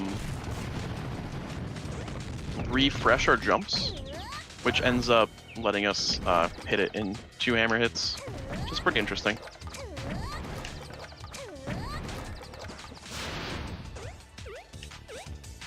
Alright, and that is Subspace. So now we go into the Great Maze, which is a gauntlet of every single boss we fought and every single fighter in the game, with the exception of 3. Those being Jigglypuff, Toon Link, and Wolf, because they're not really part of the story anywhere, and kind of just, they do their own thing. You can unlock them after you beat Subspace. So we're going to start off with PD. Main strategy is going to be down smashes and neutral airs for all these bosses. And then we're just going to fight every single character in the game.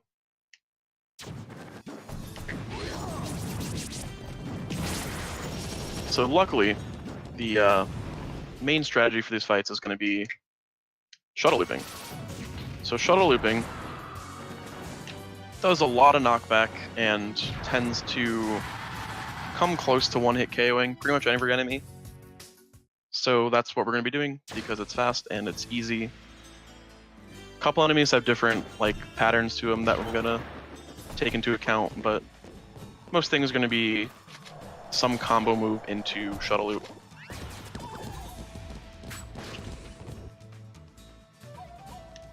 So with Kirby, I'm going to wait for him to jump towards me, then I'm going to down smash shuttle loop.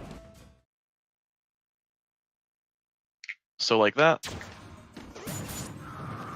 And that'll KO.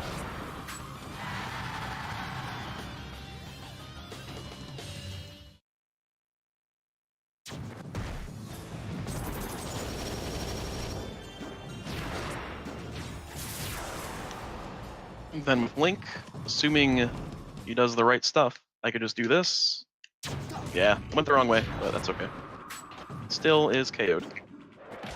Generally, I can just dash attack into shuttle loop, but Link likes to hold the opposite direction where it doesn't work that well, so it's not the best. Most of these sections are going to be very reminiscent of previous sections that we did, some of which are the exact same actually. But so this is modeled after Forest, and the previous one was Skyworld, etc.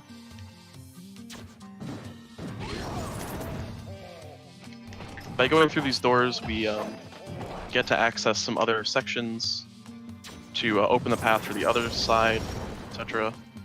So go through the door, break some blocks, go through the other door, do some other stuff.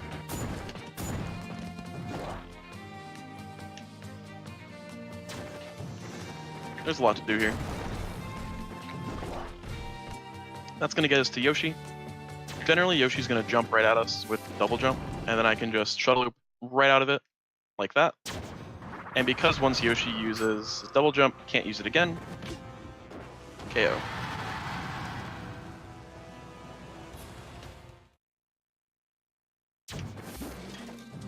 So doing Maze well is partially RNG, just because of how their AIs are going to work. Partially execution, just movement between the fights and doing the fights themselves. And it's really, really hard to like do well.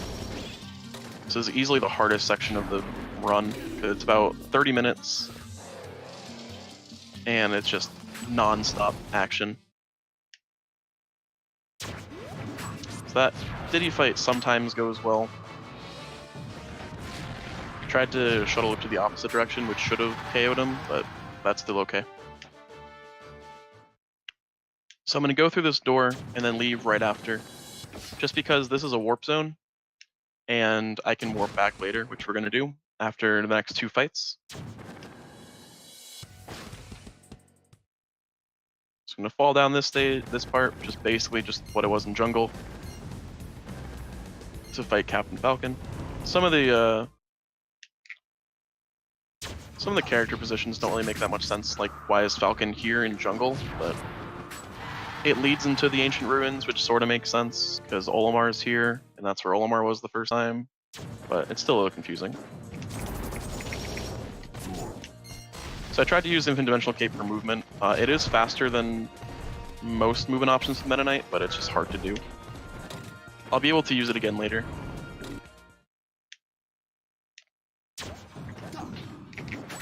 Olimar is usually not that hard of a fight, but sometimes it's just obnoxious.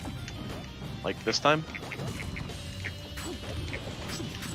It's usually really nice, but can't really recover either, so. Olimar always seems to recover really high, which is bad because you need to snap to the ledge, and he always goes over it. So like I said earlier, we're gonna warp back to where we just were.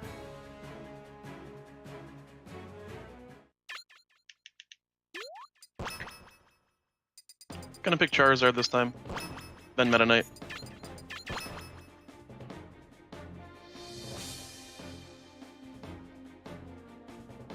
Because like I said earlier, and like we saw earlier, Charizard's really good against bosses.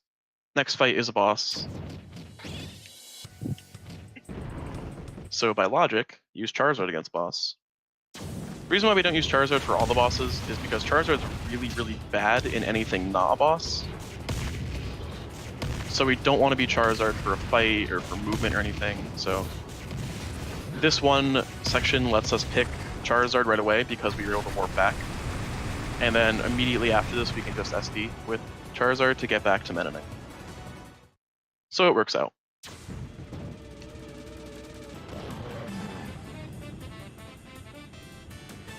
It also gives us the safety that Meta Knight won't be taking a lot of damage on Duon there. So he's always going to restart with a fresh stock. Just for extra safety.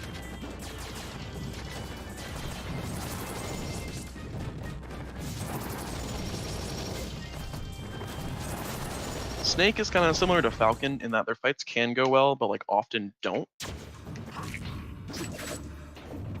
It's just a matter of how you hit them and how much you hit them before. Another thing I mentioned a while ago was AIs like to jump after getting hit. This is extremely evident in Maze. So we can just wait for them to jump and then just shuttle loop right out of that.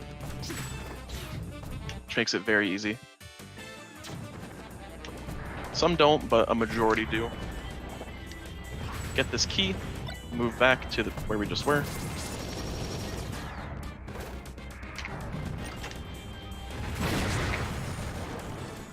Sometimes that audio gets really loud, but it didn't there, which is nice. So if you look closely, Game & Watch is actually like a 3D model here, which is a little weird. Game & Watch is very round.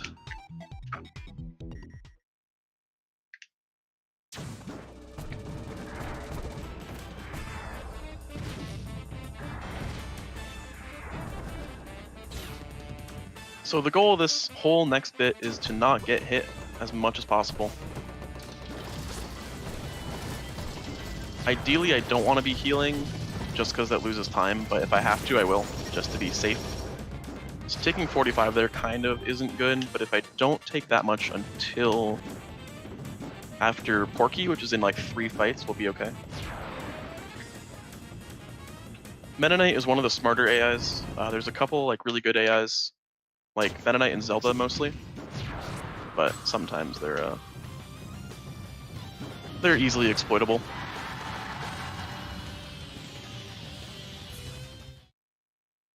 Doing Maze gets to show off a lot of Meta Knight's gliding abilities, as we just end up gliding over like all of these parts. It's like this whole section is just being glided over. It looks nice, because the movement looks really cool, and it is really cool. So similar to Yoshi, we can just do that against Ness. Generally, I would hit him a bit farther, and Ness kind of doesn't know how to recover that well, but that's okay.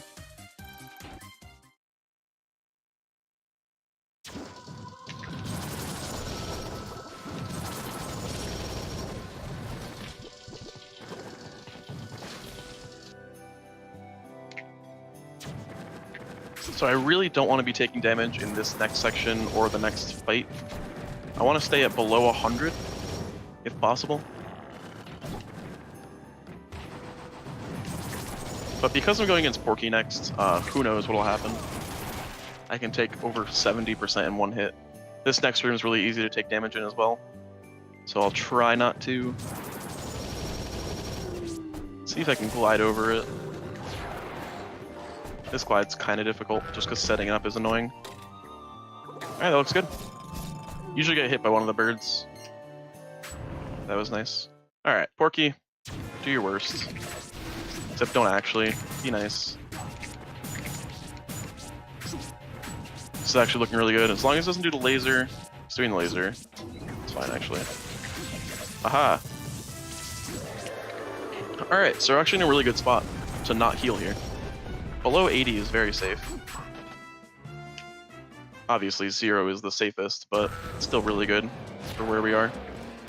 Usually after Porky, I'm at like 140 or something, and I always have to like say, maybe I won't heal. Healing loses about 15 seconds every time. Depends on where you are, but healing is always a lot better than just getting KO'd. Obviously. Donkey Kong, we can do a ladder combo here. Sometimes, yeah, doesn't look like it's gonna work there.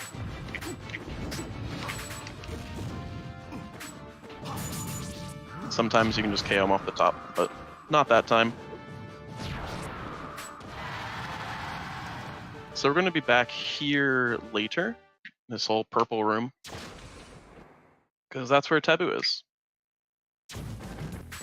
If anybody can find a way to get into Taboo's door without hitting everyone, let me know, because that would be really nice.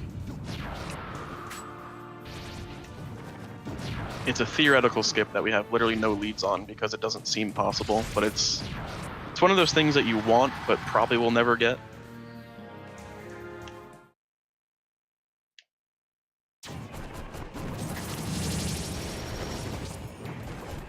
But hey, who knows?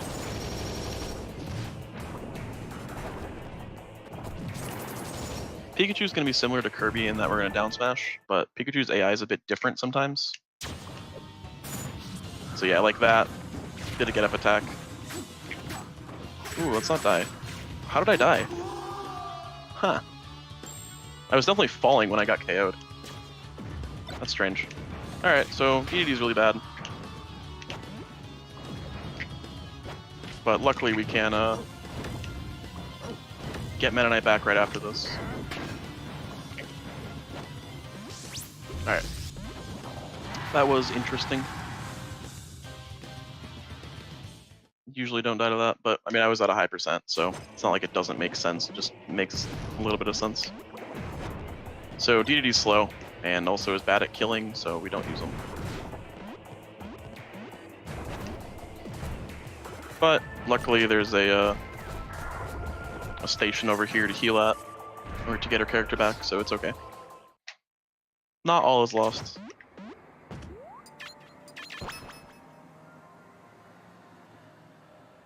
Just a little bit.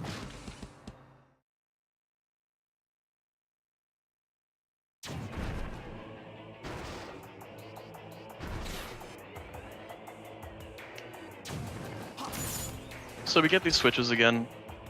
The only other instance of the game with these switches, which is kind of unfortunate because I would have liked to see them be used more.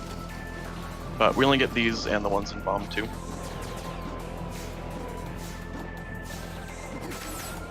So Rob is kind of a special case with Shuttle Loop because we can KO Rob in one hit. Pretty much no other character can do that, which is especially odd because Rob is typically a heavy. So like he has like a lot of weight and like shouldn't get hit that far that easily. For some reason the heavier characters in Subspace like to get thrown farther, such as Rob, DDD, Bowser. So it's just kind of weird why that happens.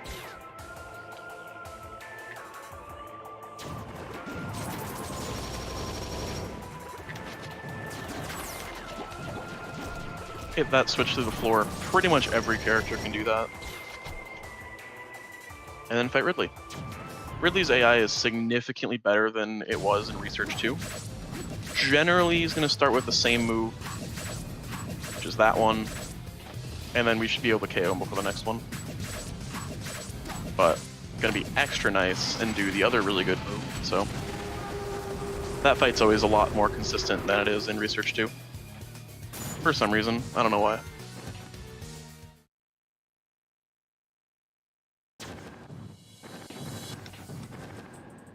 So we can hit that just to not get hit by the gas.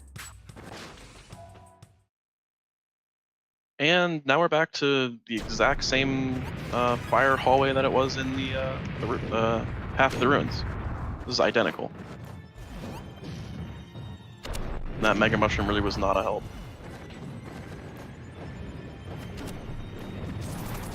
So here's where we fight Bowser, for some reason. It's a pretty good fight.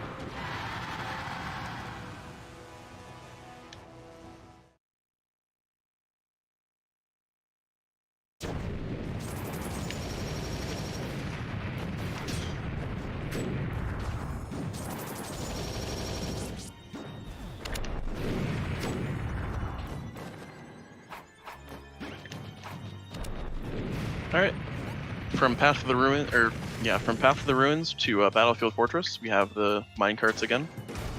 Minecarts are by far the fastest method of travel in the run. And they're made to be used here, so why not? You can jump out of them at any time, but why would you? You pretty much can press like any button and you just pop out, so just don't press anything.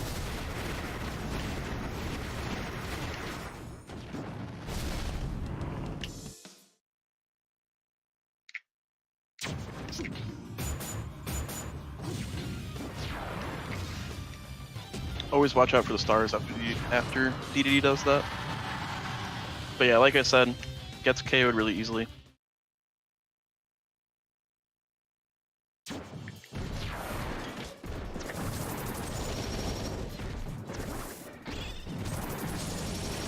Fox and Falco, or Falco and Fox, which are the next two, they can either be really good or just horrible.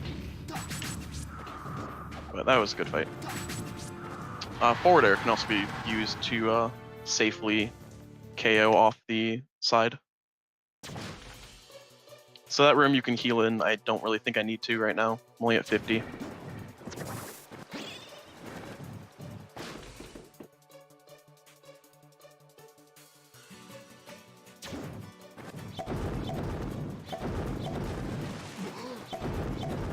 So hoping Fox gives us good AI as well. So that Falco fight was really good.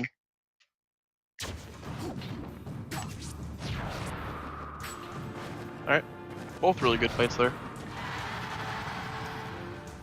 Generally they're okay, but sometimes they're just really not.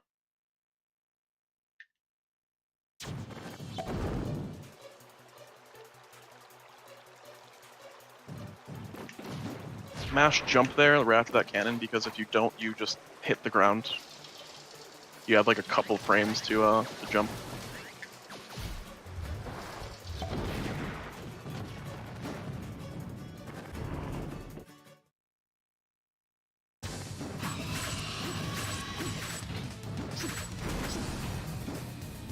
So Meta Ridley fight is the exact same as last time.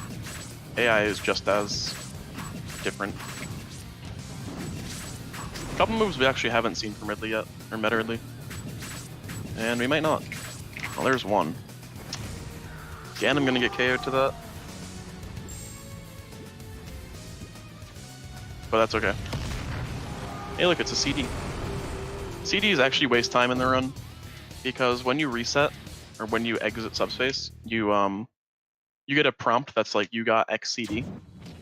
So if you don't get a CD, you don't get that. Each CD loses about 2 seconds. And you don't have to collect them, so you might as well not.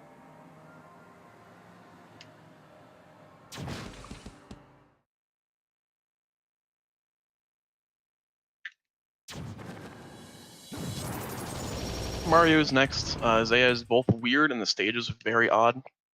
So I'm gonna try and KO quickly.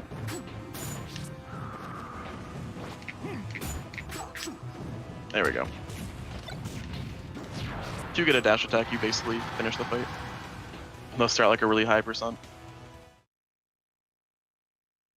This next section is probably the hardest part of Maze as a whole. Not this one in specific, but the next like 2 rooms after this one.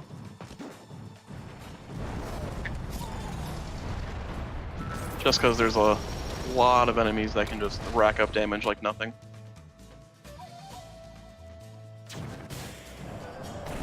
I'm dead. Alright, cool. That happens sometimes. Charizard's Glide is horrible, but we can still use it.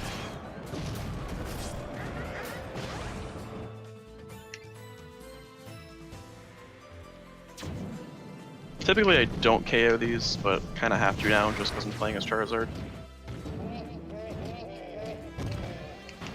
And Charizard's kind of bad.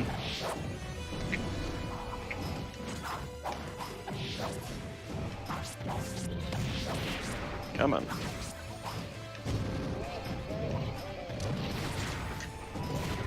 Will that go through? Oh, come on. There we go. That probably shouldn't happen like that, but it did. On the bright side, we get to be Charizard for the next boss. But that whole bit was not that good.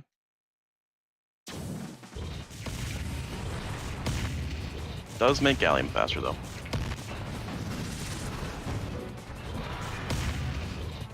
Ain't that nice. Alright. New goal is to not die with Meta Knight anymore. Shouldn't be that hard.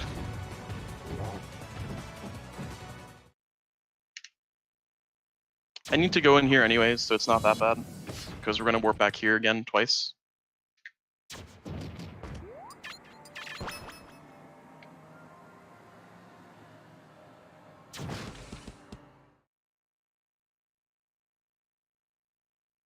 Alright, we're going to go up. Over to Charizard.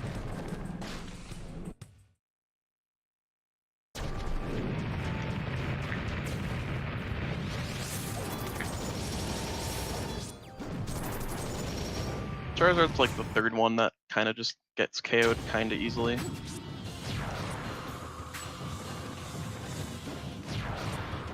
Also likes to do a lot of damage if the fight doesn't go well.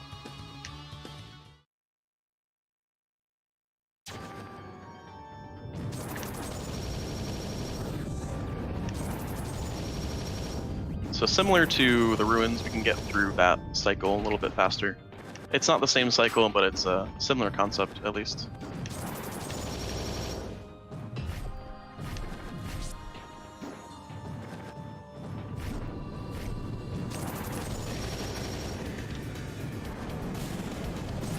So as mentioned earlier, the Zelda fight is pretty difficult. I would say it's the hardest fight in Great Maze for me.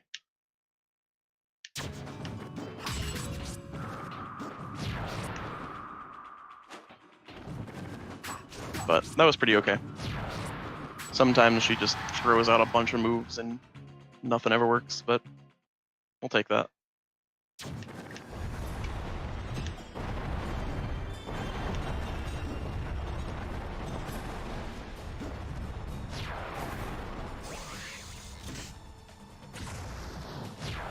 Alright, Peach is going to be our last fight for this section.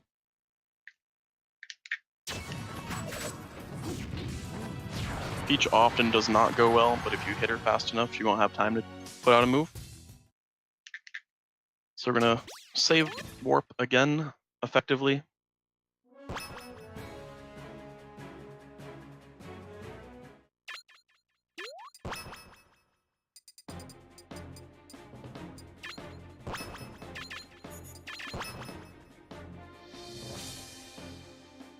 Then we're going to use that to go up to Wario, Luigi, Rayquaza, and then warp back again for a couple more.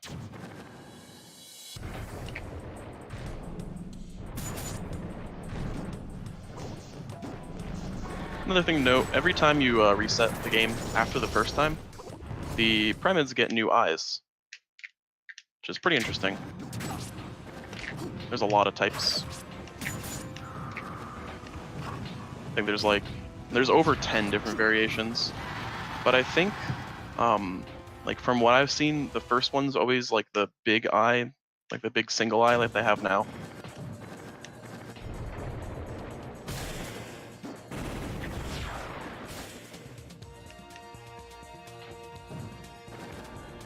So it kind of doesn't matter because we're not going to be resetting again, but it's on a note. That was a quick fight. Often they stay alive like Luigi, but it all depends on where you hit with the shuttle loop and how they're going. So there's something in this game called the Eye, which is also directional influence, where you can kind of determine which direction you're going to go, or like you can influence your direction. So say you're holding, if you're being launched vertically and you don't want to go straight vertical, you can hold left or right and you kind of go towards that side. So it's just it's fun to do. So if you DI properly, say, you would live a lot longer than if you hadn't at all.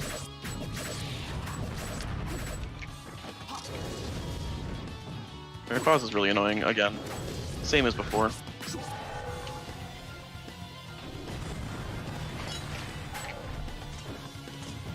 For this boss fight, damage does not matter, because we're going to be warping immediately anyways. Back to where we were a couple times ago.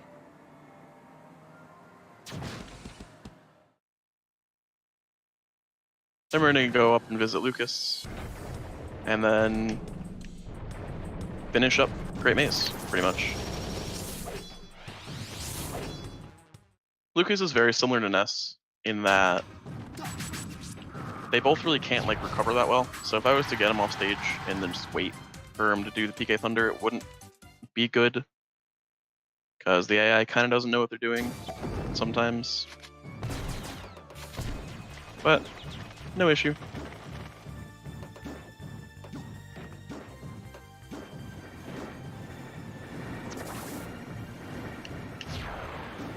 So this section is identical to Glacial Peak. We've already been through with Meta Knight, so the only difference is that little section there, and this platform is lower. But that's about it. So we're gonna fight Lucario like we did last time, in the same section.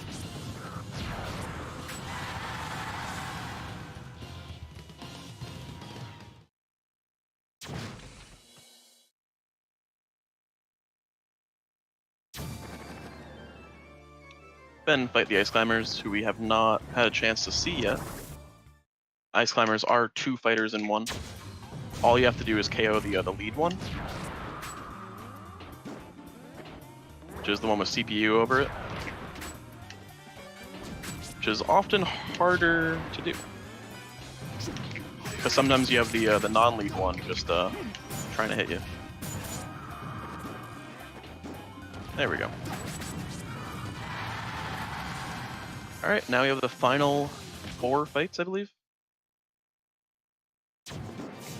So we're almost there. Got about 4 or 5 minutes left to go. First is Ike, who's a really easy fight. Because Ike generally does not even attempt to recover. I don't know why, but it's kind of just how the AI works. So he's just gonna fall. Or just die off the side. That's cool too. When I'm trying to show off how they can't recover, they don't even have a chance to recover in the first place. Come on, game. But generally, if Ike hadn't gotten KO'd immediately, he would have just fallen and not even tried to like recover with up B or anything. So I go in that door and leave just so I can reset this falling ceiling.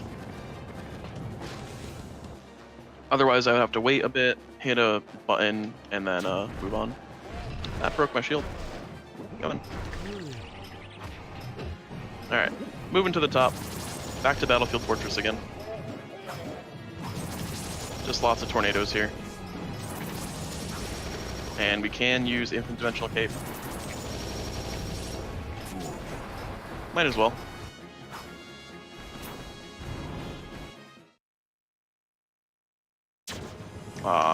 Marth did the right thing. I could have KO'd him right away, but I missed it. Still good.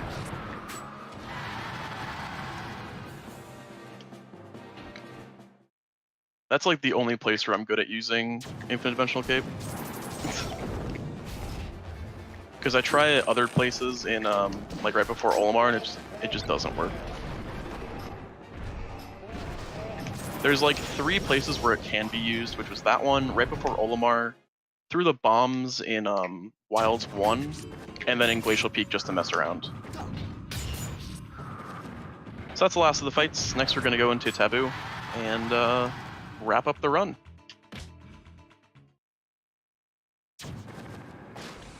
So time's on last hit of this boss. Gonna pick Charizard, then Meta Knight. Meta Knight's kind of just like a safety pick if we end up getting KO'd with Charizard.